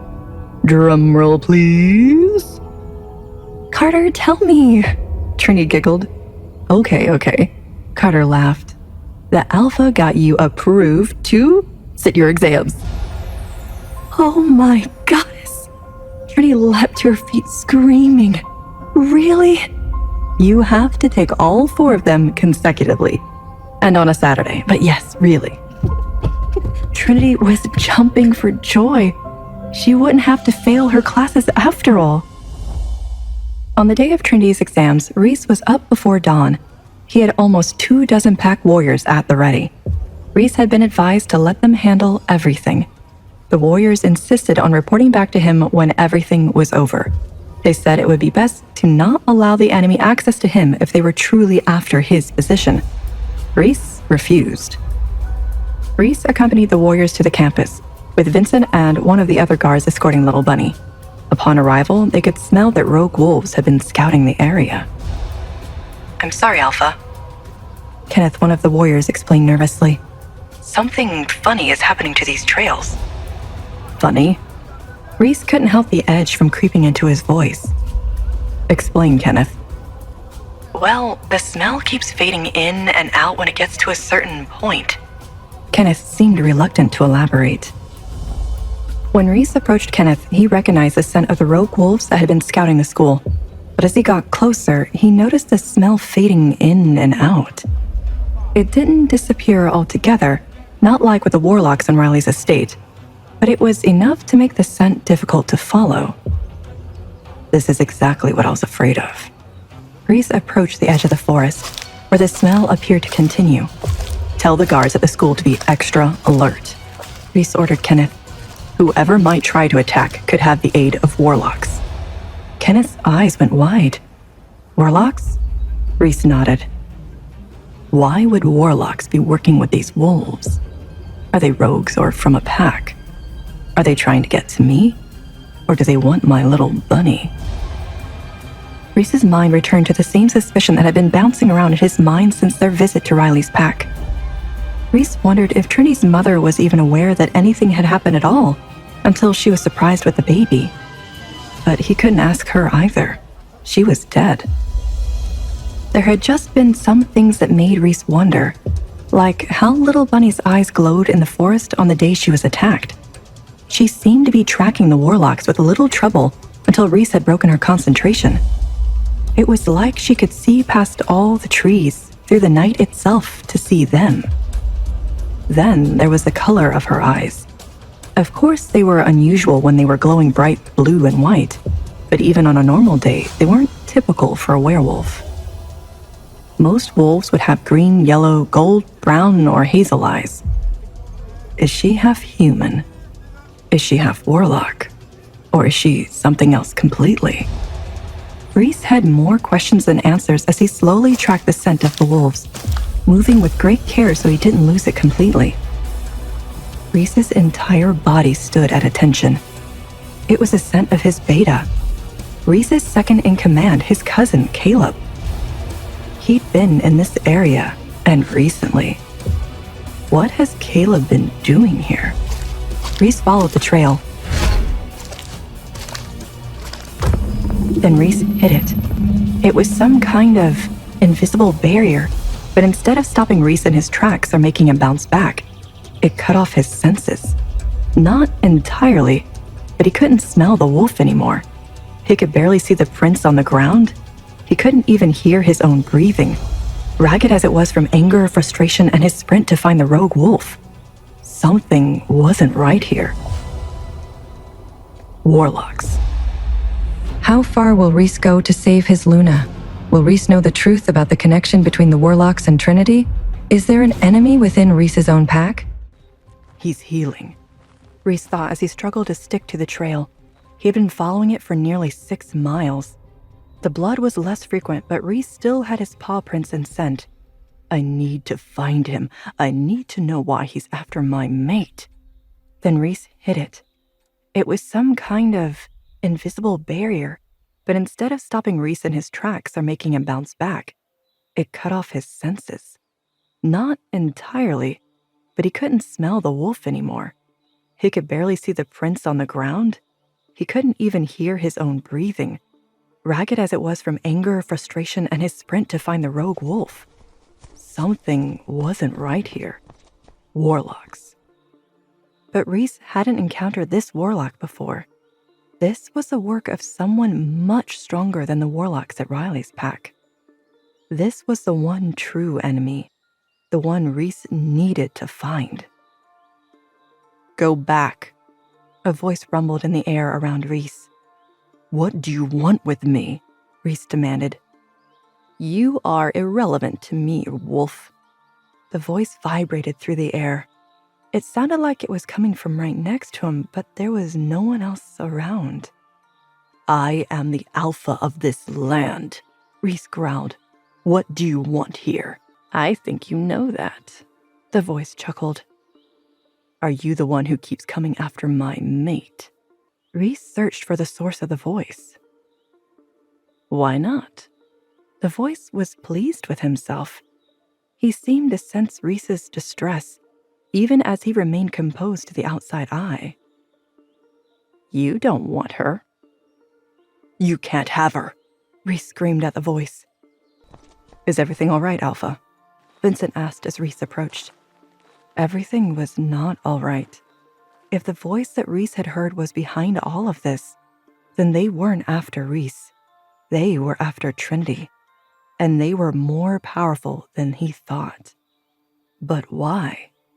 What could they possibly want from her? Reece would find out sooner or later.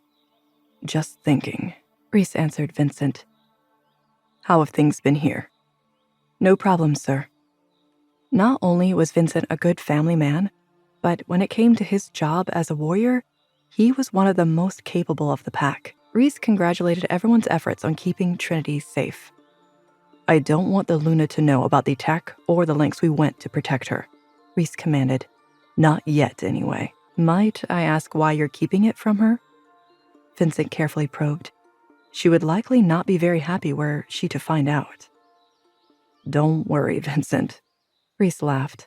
I know how much the Luna hates being left in the dark, but there's something I haven't told you. Reece pulled Vincent aside. My suspicions were confirmed.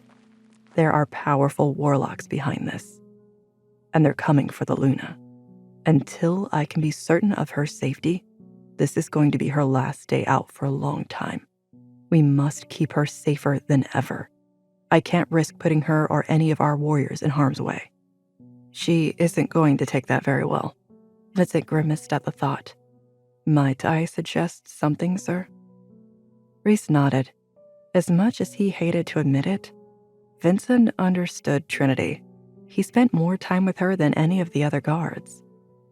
If tonight is to be the Luna's last night out for a while, why not make it a night to remember? What do you mean? It's unlikely that our enemies will attack again tonight. They're going to want to regroup and plan. Take the Luna to some trusted locations in the city. There are several places that are run and staffed by wolves. Reece nodded. Vincent was right. Little Bunny deserved one last hurrah before going back into confinement. And it wouldn't hurt for Reece to cushion the blow before he delivered the bad news. He hated having to make her stay inside like that, but he wanted her to be safe. A few calls and you could have everything set up to enjoy a quiet, worry-free night with your mate. Station guards outside Gina's boutique and Lawrence's restaurant, Reece commanded. By the time Trinity was finished with her exams, everything was ready for them to go on their first date. Reece? Trinity was surprised as she walked out the door. What are you doing here? Well, these guys have been here all day, so I thought I would check up on them. Reece smiled. Looks like I got here just in time for you to wrap up. How did you do? Fine, I think. Trinity must have been nervous to say so little about something she'd worked so hard to accomplish. Well, since I'm here, I want to celebrate with you. Trinity looked up at him. I want to take you to dinner. Reece took a few steps closer to her. She turned to Reece and nodded. All right, I am a bit hungry after all those exams. Good. Reece took her hand and pulled her to him. Did you have a busy day? Trinity asked. You can say that. Reece wasn't ready to tell her what happened. Trinity hummed as she caught his meaning. Where are we going? She asked as Reece turned left toward the city rather than taking the winding road in the direction of the compound. I told you. Reece smiled as he watched for Trinity's reaction out of the corner of his eye. We're getting you ready for dinner. A great dinner and a beautiful restaurant was exactly what they needed. He could charm her the way he hadn't before. This would be different from their breakfasts at home. This would be their first date. He heard Trinity's heart quicken beside him. Was she nervous too? Breathe, little bunny. Trinity admired the restaurant on the way to their table. She looked impressed until she noticed the patrons glaring at them from the lobby. Ignore them, they're just hungry, Reece said while pulling out Trinity's chair. A waiter approached with wine, so Reece had a moment to restart. He said, I'm sure I could handle whatever came our way, but goddess forbid. If something happened, I needed our pack by our side. Right, she started sarcastically. Because alphas are so good at asking for help. You laugh, but I'm alpha for a reason. Yeah, because your dad was an alpha. It's not just that. If the air isn't strong enough, we admit that, and give it to whoever is strong enough to support us. I earned my title. Trinity looked at him differently then. She sized him up. I didn't know that, she admitted. I trained my whole life to take care of this pack. The only reason that rogue hurt you on the mountain is because he had such a head start on me. I only needed 10 more seconds to stop him, but I didn't have that time. He glared into his wine glass. He'd never wanted to tell her how he failed her. He would never let it happen again. Her voice softened. Is that why you didn't visit me in recovery?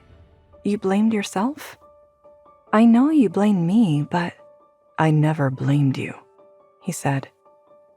What? Your hike was a great idea. You didn't know that the rogues would get that far into our territory, and you saved that boy's life. If you'd had a bit more time, you would have been in the clear too. Trinity shook her head.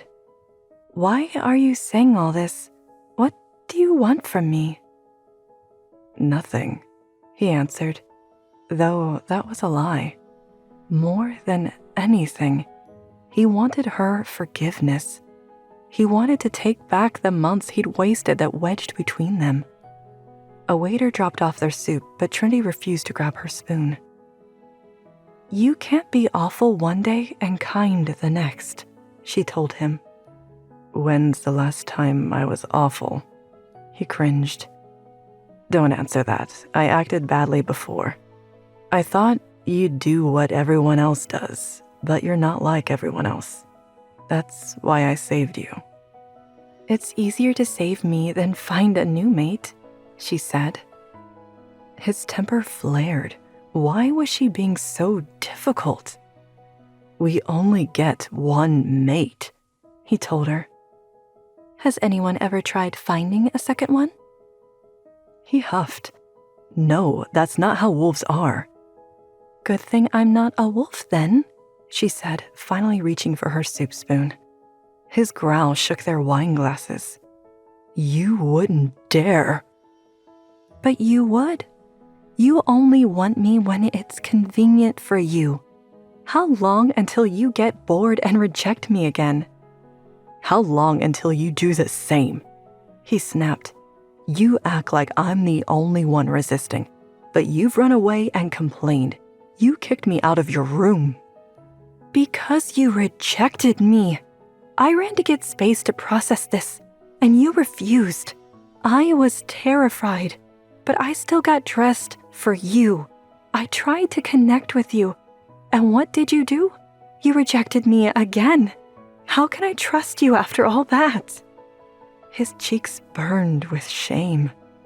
He hadn't expected to really hurt her. He thought she could never love him without a wolf. He thought he was protecting everyone. His heart sank. His wolf whimpered. A new tension took its place, a simmering heat that flared with every giggle and flutter of her eyelashes. His wolf was firmly at attention as he led Trinity to the car with a hand on her back. The heat between them warped time. The drive home felt too quick and endless at the same time. He needed to touch her. He needed this to be more than one night of peace. He led her to the house elevator. Neither of them pressed a floor button. His fingers danced on her hip, and she shivered into the touch. He had to ask, "Do you feel it too?" "Feel what?" she asked, but she sounded as breathless as he felt. He used his grip on her to spin her to him. She gasped. Her eyes were wide but dark with the same hunger that coursed through him. He leaned down, letting his nose guide him, inhaling her cheeks and neck. "What are you doing?" she asked. He practically purred, contemplating a second dessert. "Don't touch me!" She pushed past him to jam the button on her floor. I knew what this was. I still fell for it. What is wrong with me? Trinity rushed off the elevator without waiting for him. Reece wanted to run after her. Really, he did, but convincing her was already impossible. And running in his current state would have been extremely uncomfortable. He readjusted himself as the doors closed. Tomorrow, I'll deal with her meltdown. Tonight, I'll take the coldest shower known to man. Reece spent yet another cold shower wondering how to fix things with Trinity.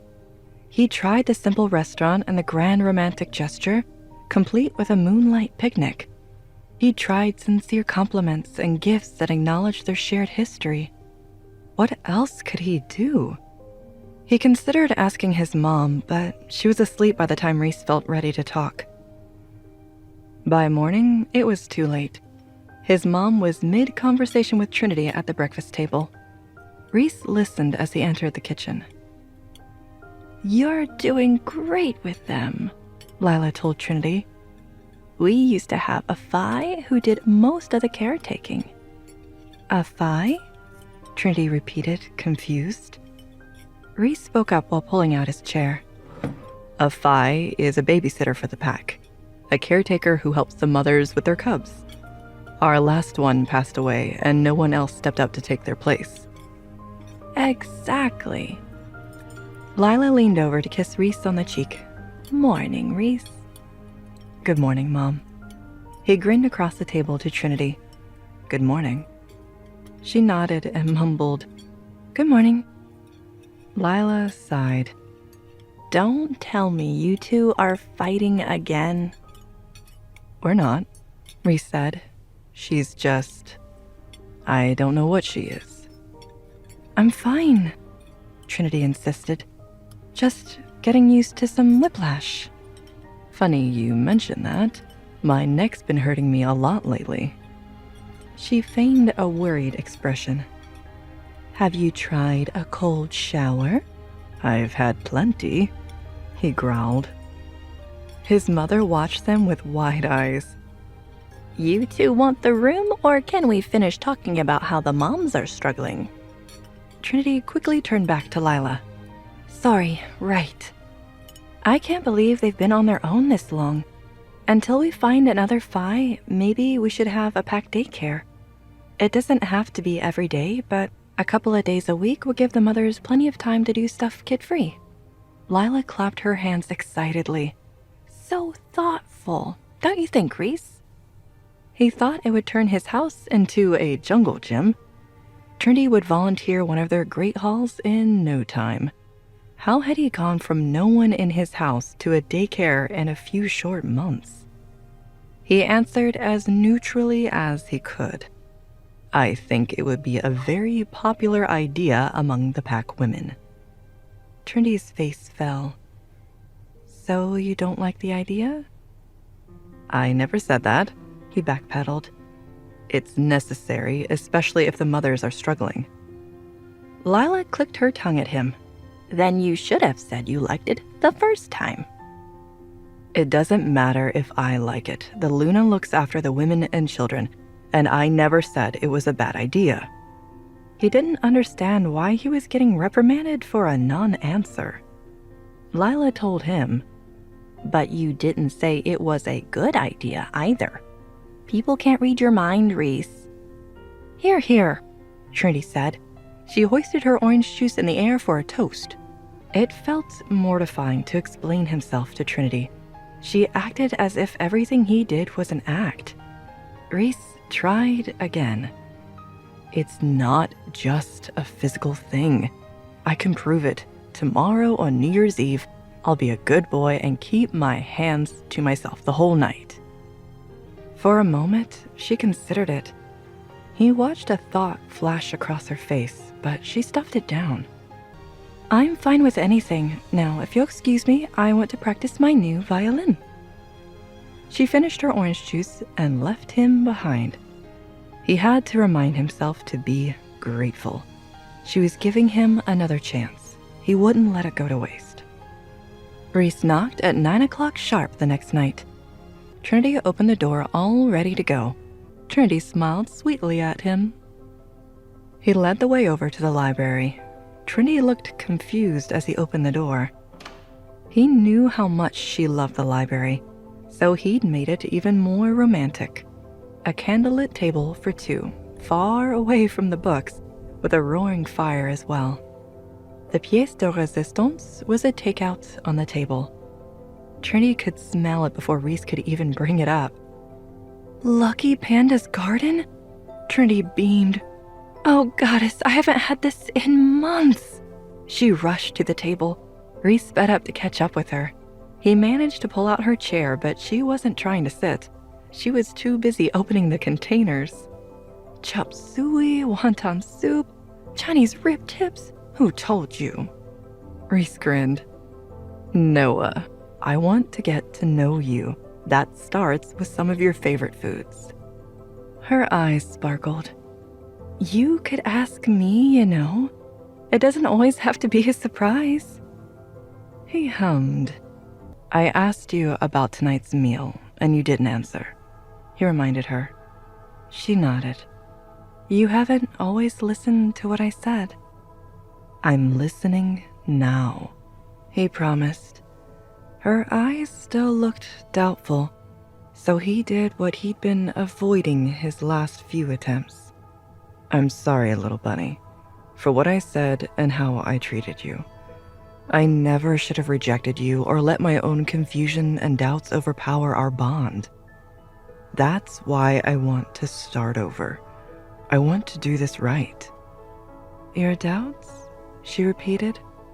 About me? About everything, he admitted. I'd never felt anything this strong. I had no guide and only bad experiences leading up to this. I called you weak, but you were tougher than I was to try so hard back then. Let me try now. Her face lit up as she launched into a story about their takeout selection. She started opening up to him. He returned the favor, sharing stories and answering her questions to get to know him too. There were no assumptions about what they knew already. This was new territory, and they couldn't wait to explore. Trinity was giddy for days after her New Year's date with Reece. She replayed the kiss that they shared at midnight over and over in her head. It was quick, though not entirely innocent. All Reece did was press his lips to hers gently, and oh so briefly. But she felt like her entire body was on fire. And she knew he felt the same. She saw the same passionate fire in his eyes when he said goodnight. He wanted me. Trinity blushed. She wanted him too, more than anything. But there were a few questions that Trinity needed answers to before she could give in. Did he still hate her? Would he reject her? Would he ever love her? After all the excitement of the previous few days, Trinity slept in and had a late breakfast by herself. Her classes wouldn't start for another week, and she wasn't expecting her schedule to be too demanding since she'd be taking them remotely. So she made her way to Lila's room to ask for some advice on the packed daycare that she wanted to launch. "Come in," Lila called when Trinity knocked. "So, the Sleeping Beauty emerges," Lila joked. "I was worried you wouldn't wake for another 7 years." "I'm sorry," Trinity laughed. "I must have really needed the sleep. Can I tell you a secret?" Lila lowered her voice. "I think my son loves an opportunity to carry you to bed." Trinity blushed. Lila was right. There was the time when Trinity had fallen asleep in the library, again when she was unconscious at Riley's pack house, and again when Trinity had almost drowned. She visualized Reece effortlessly carrying her in his strong arms. Oh, goddess. Trinity's face flushed a brighter red. Why am I just realizing this now? "Luna," Lila giggled. "Come back to me." "Sorry." Trinity shook herself out of her memories. "I must still be waking up." "No need to apologize. I understand better than anyone. It's funny." Lila gazed out the window. "This must have been the same position we were in when you called me back to you and Reece." "Wait, you remember that?" "Yes." Lila nodded. "Has anyone told you what happened?" Trinity shook her head. "I remember the night my husband died clearly," Lila began. It was difficult for her to recount even after so many years. "I remember going with him and a group of pack wolves, including my cousin Stephen, to sign a treaty between packs. There wasn't supposed to be a fight, but when we got there, we learned it was an ambush." Lila paused, fighting back tears. "I watched my husband die in front of me.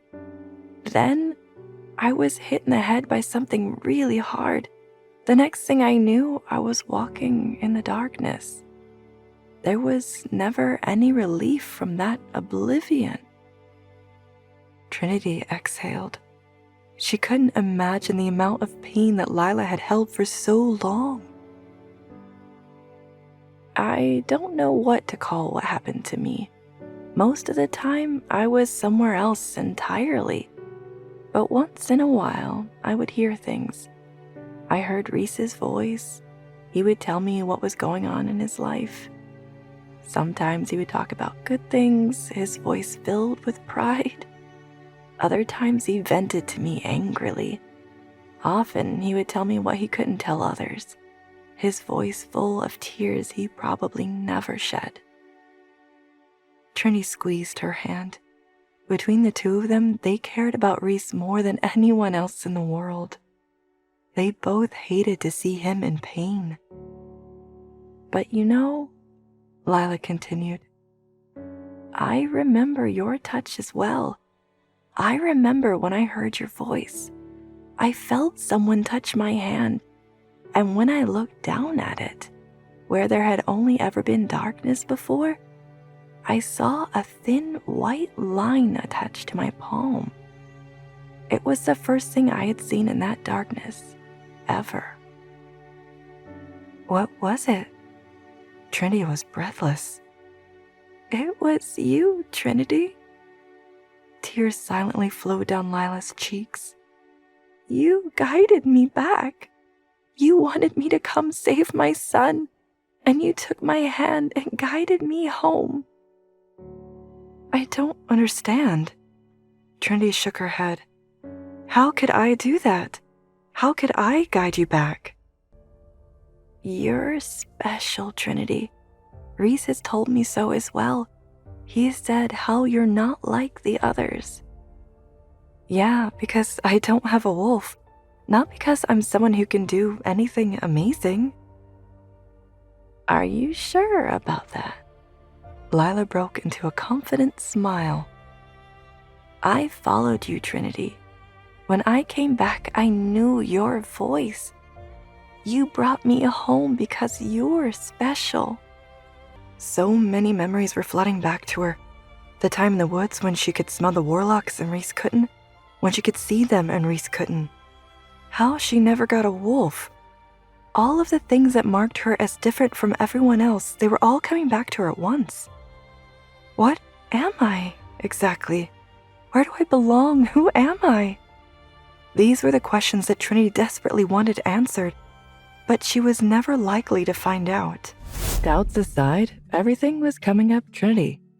January flew by. The January moon was the wolf moon. It meant all the wolves went for a run together. Reece would lead it, as always, and Trinity would have to stay behind since they still hadn't managed to sort out who was after her. But on day one, he stormed up to her room long enough before she expected him home. Her hair was still drip-drying, and her pajamas were nothing more than a thick tank top and a pair of shorts that barely reached her thighs. She knew he was worked up because Reece hardly noticed her skimpy attire. He was too busy huffing as she opened the door to let him into her room. She leaned back against the door with an amused expression. Her sense of humor seemed to frustrate him even more. "You're sending messages through Noah now?" He stared her down from a few steps away. Her good spirits wavered when she saw how annoyed he was. Did he not want her around? She went for something light as a reply. She said, "You haven't been around much, so I thought he'd get to you faster." Reece ground out. "I thought we were past this. You stay in the house for your own safety." Easy for Reece to say. He goes wherever he wants. She stuffed down that response and pushed off the door to stand on her own 2 feet.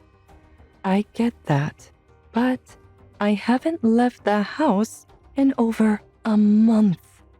He clearly didn't care about that. Reece said, "Because the last time we went on a trip, you were attacked. Why can't you just be happy here?" "I am happy here." She reached for his hands, but he didn't hold hers. His hands shook with a frustration that she couldn't pierce. She tried to explain herself. "This house is great, but I want to see more than a daycare and what's visible from the balconies. Your trip will be far enough from here. They're not going to follow us all the way to Los Angeles." "You don't know that." He pushed her hands away. "They found you at Riley's." "And you found me too. You can't really be that afraid, can you? What happened to the alpha who was chosen for a reason? You're too strong to let anything get to me." She baited him. She knew appealing to his pride might help her get her way. He growled, "This isn't a game, Trinity. It's your life." "Reece," she started softly, "I haven't seen you in a week. You want us to get closer? Then we need this trip. We need to get away. We need to go to a place where we don't have to worry about who's after us or how many daycare shifts we need to schedule. Before, I never knew if I get to see more than the compound. Now I can do that with you." "At what cost?" he asked. He stepped forward and she had no room left. She backed into the bedroom door. His body was overwhelming. The heat of his rage, the depth of his protectiveness. She felt them pushing her back into the hard wood. "Reece."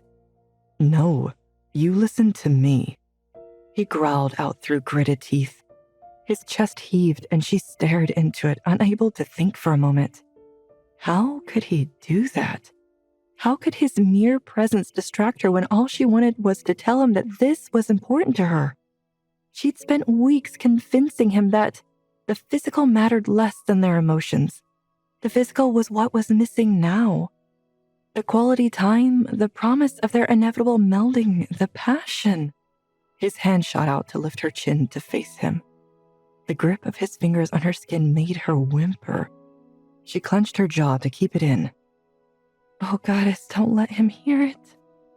Screw it. Maybe he needed to hear it. He needed to know that she couldn't be left behind to fend for herself anymore. I just got you on my side. If something happened to you, I would risk everything to take revenge. Humans be damned. His voice shook with an urgency that she'd never heard before. His hand rose and she leaned into it, shifting onto her toes. Her body curved to meet his. Then damn them, she said. I can help protect myself. Stop hiding. You either want me with you or you don't. She shivered as the low timbre of his words seemed to caress her. I want you more than anything. Her cheeks burned, but not with embarrassment. That admission unlocked something in her and him too. His control snapped. Reece used his grip on her chin to pull her to his lips. He didn't just take a taste. He devoured her. His body pressed her back into the door, and she held onto his shirt for dear life. With a new vantage point, she was hitched up slightly. She felt all of him for the first time. She gasped into the kiss, and his tongue lapped in her mouth. It was electric. Every cell of her body screamed for more. How had she resisted this long? How had they put this off when it already felt so good? The kiss broke and she dove in for a second, then a third. They were growing frantic as their intensity rose as much as his pants did. My mate, my mate, my mate. Trinity awoke with a start to a knock at her door. What time is it? She groggily reached for her phone. She didn't know what time she'd finally gone to sleep, but she knew it was late. She was struck with flashes of memory from the night before. Luna, are you okay? You slept for half the day. Oh, goddess. Lila was right outside her door. I brought you breakfast, Lila called. Well, more like lunch. She opened the door for Lila, who held a steaming tray with all of her favorite breakfast foods. Are you feeling okay, honey? Oh, I'm just tired. I don't know what it is. Trinity wished she had planned a better excuse before opening the door, but everything had been so unplanned. Trinity stepped out of the way so Lila could carry the tray to her table when she spotted her pajamas from last night, or what was left of them, on the floor. She pretended she was plugging in her phone and surreptitiously kicked the ruined clothes under her bed. Thank goddess. I do not want to explain that to Reese's mother. What is it? Lila stood up straight after setting down the tray. What? Trinity froze. That smell. Lila's eyes were filled with worry. It's blood. Trinity, dear, are you sure you're okay? Did something happen? I don't know what you're talking about. Trinity joined Lila at the table. Trinity, sweetheart, you're limping. Trinity's face turned from red to crimson. What happened to you? I know the smell of blood. You need to tell me what's wrong with... Lila stopped mid-sentence and blushed. Not as red as Trinity, but it was still an impressive shade. Oh. Trinity buried her face in her hands. So that's why Reece was being so coy at breakfast. Lila clapped her hands. This is wonderful news. She cheered as Trinity looked at her, mortified. Trinity did not want to have this conversation with her mate's mother, especially before she'd had a chance to drink her coffee. Don't give me that look. Lila was smiling. It is good news. It means you've moved past your issues. Thank you, Lila. Trinity immediately grimaced. And now I have grandchildren to look forward to. Lila! Trinity gasped. She had moved too suddenly. We are so not talking about this. Fine, we don't have to talk about it. Lila handed Trinity her coffee and guided her toward the bathroom. Trinity did not stop blushing until long after Lila was gone. She was right, though. The bath was exactly what Trinity needed. As Trinity dried her hair with a towel, she heard another knock at the door. Trinity's sigh of frustration melted into desire as she thought of Reece. She hoped he would be the one to knock next. Trin, I know you're in there. Juniper. Trinity wrapped herself in a plush robe and threw open the door. Goddess, I will never get over how jealous I am of this bathroom. Juniper marched straight in. Trinity smiled. It was really a gift to have friends so close that they barged into the bathroom with you. I tried calling, but you didn't answer. I knew you'd be here, so I decided to just show up. Hi. Hi. Juniper drew a heart in the steamy bathroom mirror and smiled mischievously as she added R+T inside of it. How are things going with Reece? Any better? You could say that. Trinity blushed. Somebody's got a secret. Juniper pressed. Spill, Trinity.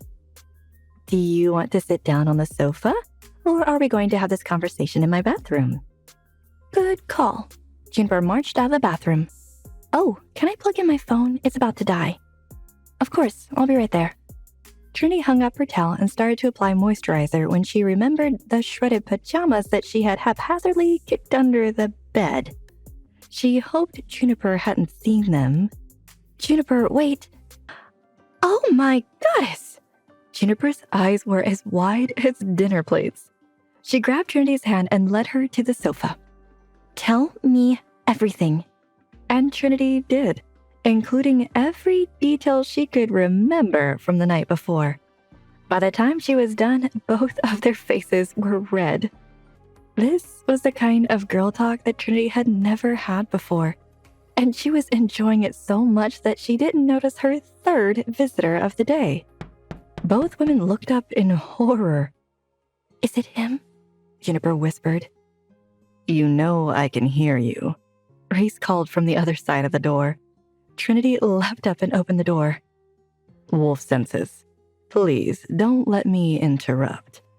He held up a big bag of takeout. But I thought we could have dinner together.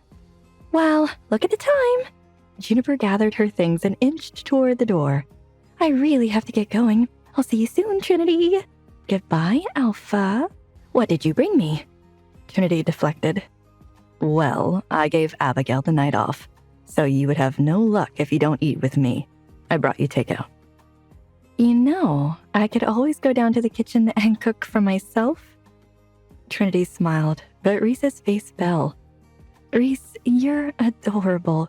Of course I will have dinner with you. Reece laid a full feast of comfort foods out on the table. There were burgers, fries, chicken wings, and all of the best sauces to pair with them. They ate the food together and maintained easy conversation, free from the tension that had marked their interactions before. Maybe I was wrong about him, Trinity thought to herself as Reece pushed the last of the fries toward her. Once they were finished eating, Trinity felt her nervousness creeping back in. She knew what he wanted. She wanted it too. She could see the heat steadily growing in his eyes. The honeyed gold darkened to amber, sending a shiver through her body. She knew that she was in for a repeat of last night. This time, she wanted to take the lead. She grabbed his hand and pulled him to her. His wolf was curled up comfortably with the feeling of her soft, supple body pressed against his own. But now was not the time. He had a flight to catch and a schedule to keep. Morning already? Trinity fluttered her eyes open and squeezed Reece closer to her. I have to get to the airport, Trinity. Reece laughed. I have a flight to catch. I still think you should have taken me with you. Trinity mumbled sleepily. She said it as if she was joking, but he knew that she meant it. A business trip isn't what you want. Reece ran his hand through Trinity's curls. Let's take a proper vacation soon. One where we can really get away from all of the trouble that has been following us. You don't want to sit around all day while I'm in meetings. Don't worry about it, Trinity yawned. I've got the start of the semester tomorrow, and we'd only be in LA for a couple of days. Once Reece was mostly dressed, he left his shirt unbuttoned for the sake of time. He returned to Trinity. I'll be back Wednesday morning at the latest. Hurry back. She smiled, but Reece could see in her eyes that she was feeling dejected. She looked away. I want to talk to you, Trinity. Her eyes shot up. About what we are to each other. Just as he began to calm himself enough to continue, he heard a yell from the hallway. Reece! It was Noah, and his voice held a biting edge of anger. We can talk when you get back. Trinity gave him a gentle kiss. Noah's getting impatient. But I would like to say something to you now. Reece pushed forward. Reece! Noah pounded on the door to Trinity's room. We're running late. He's not very happy with you. I'll miss you. Reece had just gotten the words out when the door to Trinity's room flew open, missing Reece by barely an inch. Reece, let's go. Noah growled. Trinity, I can't wait to talk to you when I get back. Reece looked at her. The blush that crept into her cheeks flowed down her neck and across her shoulders. The sight of her blushing skin made him want to trace the heat with his tongue, but he didn't have the time. I'll see you Wednesday. Be thinking of where you want to go on vacation. Bye, Trinity squeaked, too embarrassed to say more. Reece stomped out of the room, pulling the door shut behind him. This was not how he wanted to part with his little bunny. He was fuming as he led the way down the hall, and he could feel anger pouring off Noah in waves. The intensity of it was palpable. What's your problem? Reece finally asked him. You can't keep your hands to yourself, Noah snapped. Excuse me? Reece hadn't expected such a blunt response. Don't toy with her, Reece. Noah's knuckles were white on the steering wheel. She's too nice of a girl for you to be using her like this. Don't play with her heart. Noah, did you forget about the part where she is my mate?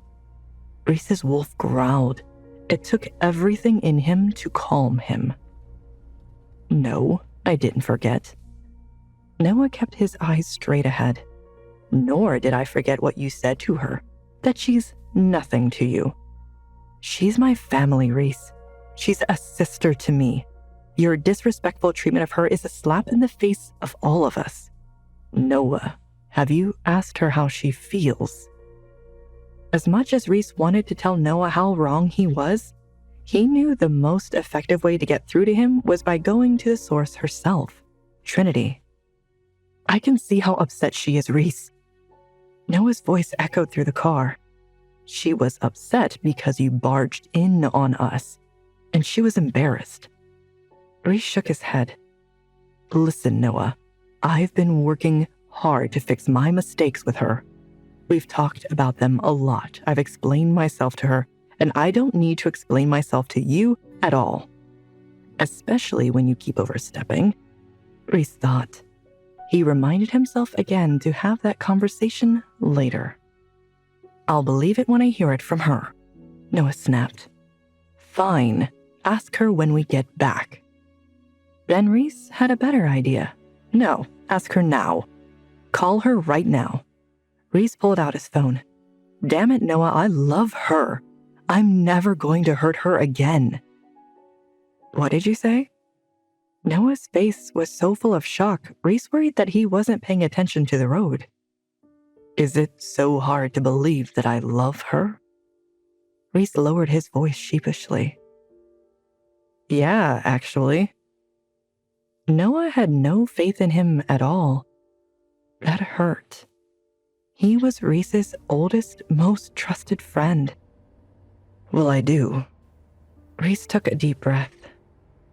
And I was about to finally tell her when you barged into the room. Wait. Noah held up his hand. She doesn't know you love her? I haven't told her yet, no. Reece told him honestly. You're such an asshat. Reece and Noah both broke into laughter at his ridiculous insult. Noah became serious again.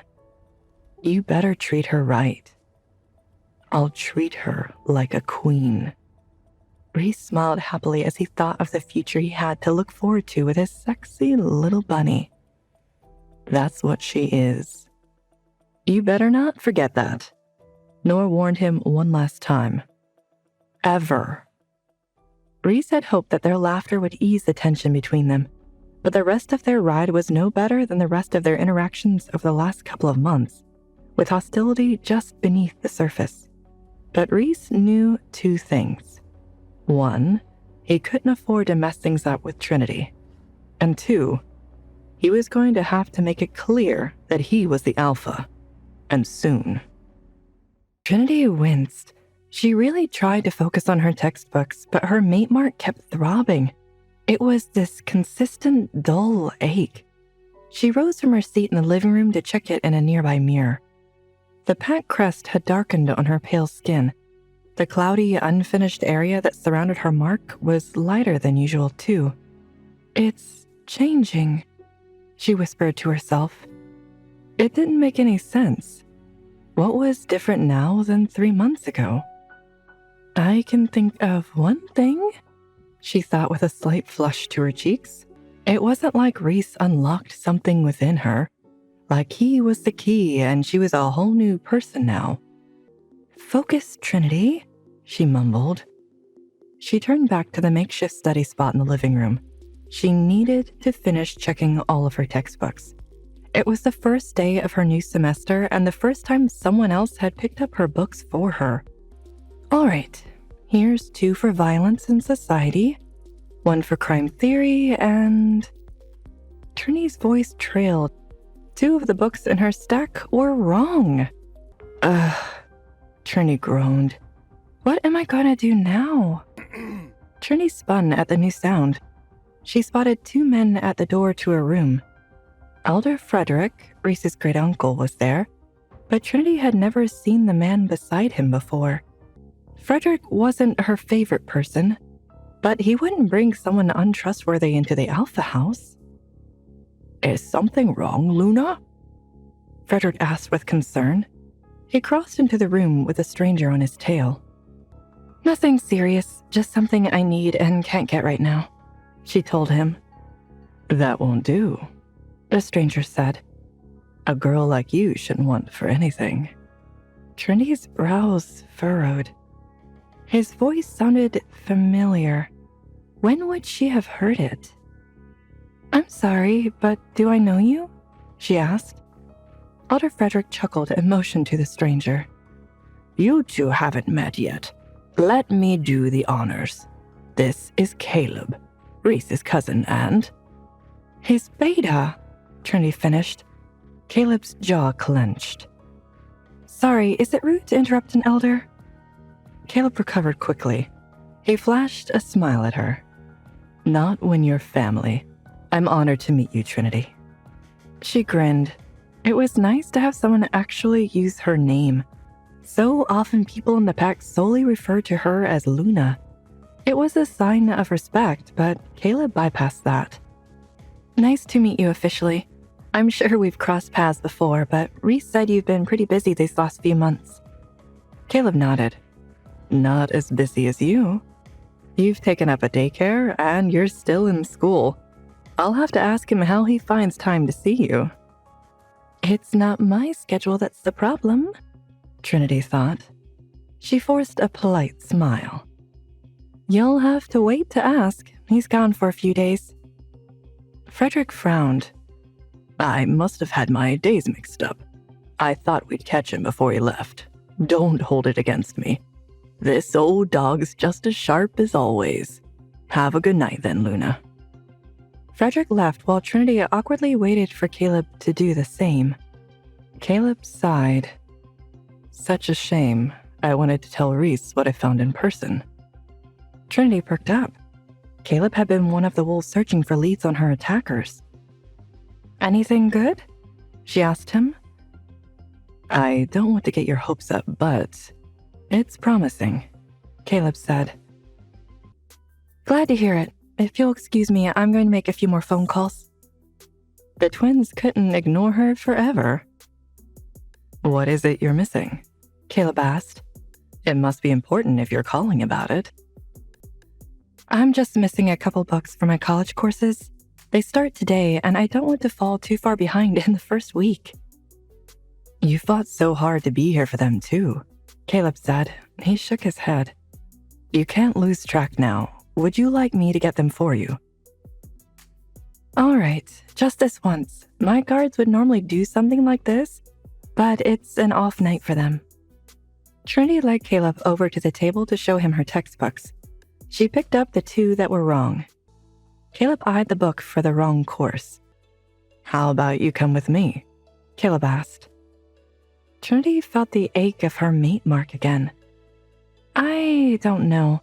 Reece would be angry if I left right now, with everything going on. Caleb laughed. Reece vetted me too. If you're not safe with the second strongest wolf in the pack, his own beta, then who can you be safe with?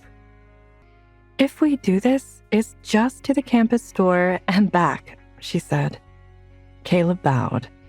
Of course, Luna. I won't even stop for gas. Okay, just let me change first. Trinity rushed out of the living room. She tried to quell the rolling in her stomach, the itch beneath her skin. It's probably just anxiety over keeping something from Reece. She could text him once she got back. Then he'd have no reason to freak out. It was just a simple trip to the store. What could possibly go wrong?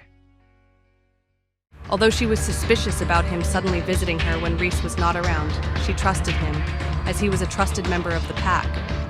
Will Trinity be safe with Caleb, or is there another attack planned on her? Will Reece fire Caleb for visiting his Luna uninvited? Hey, I am Trinity. Want to know what happens next? Then click the link in the description below and download the Pocket FM app and listen to the exciting episodes of Chosen by Fate, Rejected by the Alpha.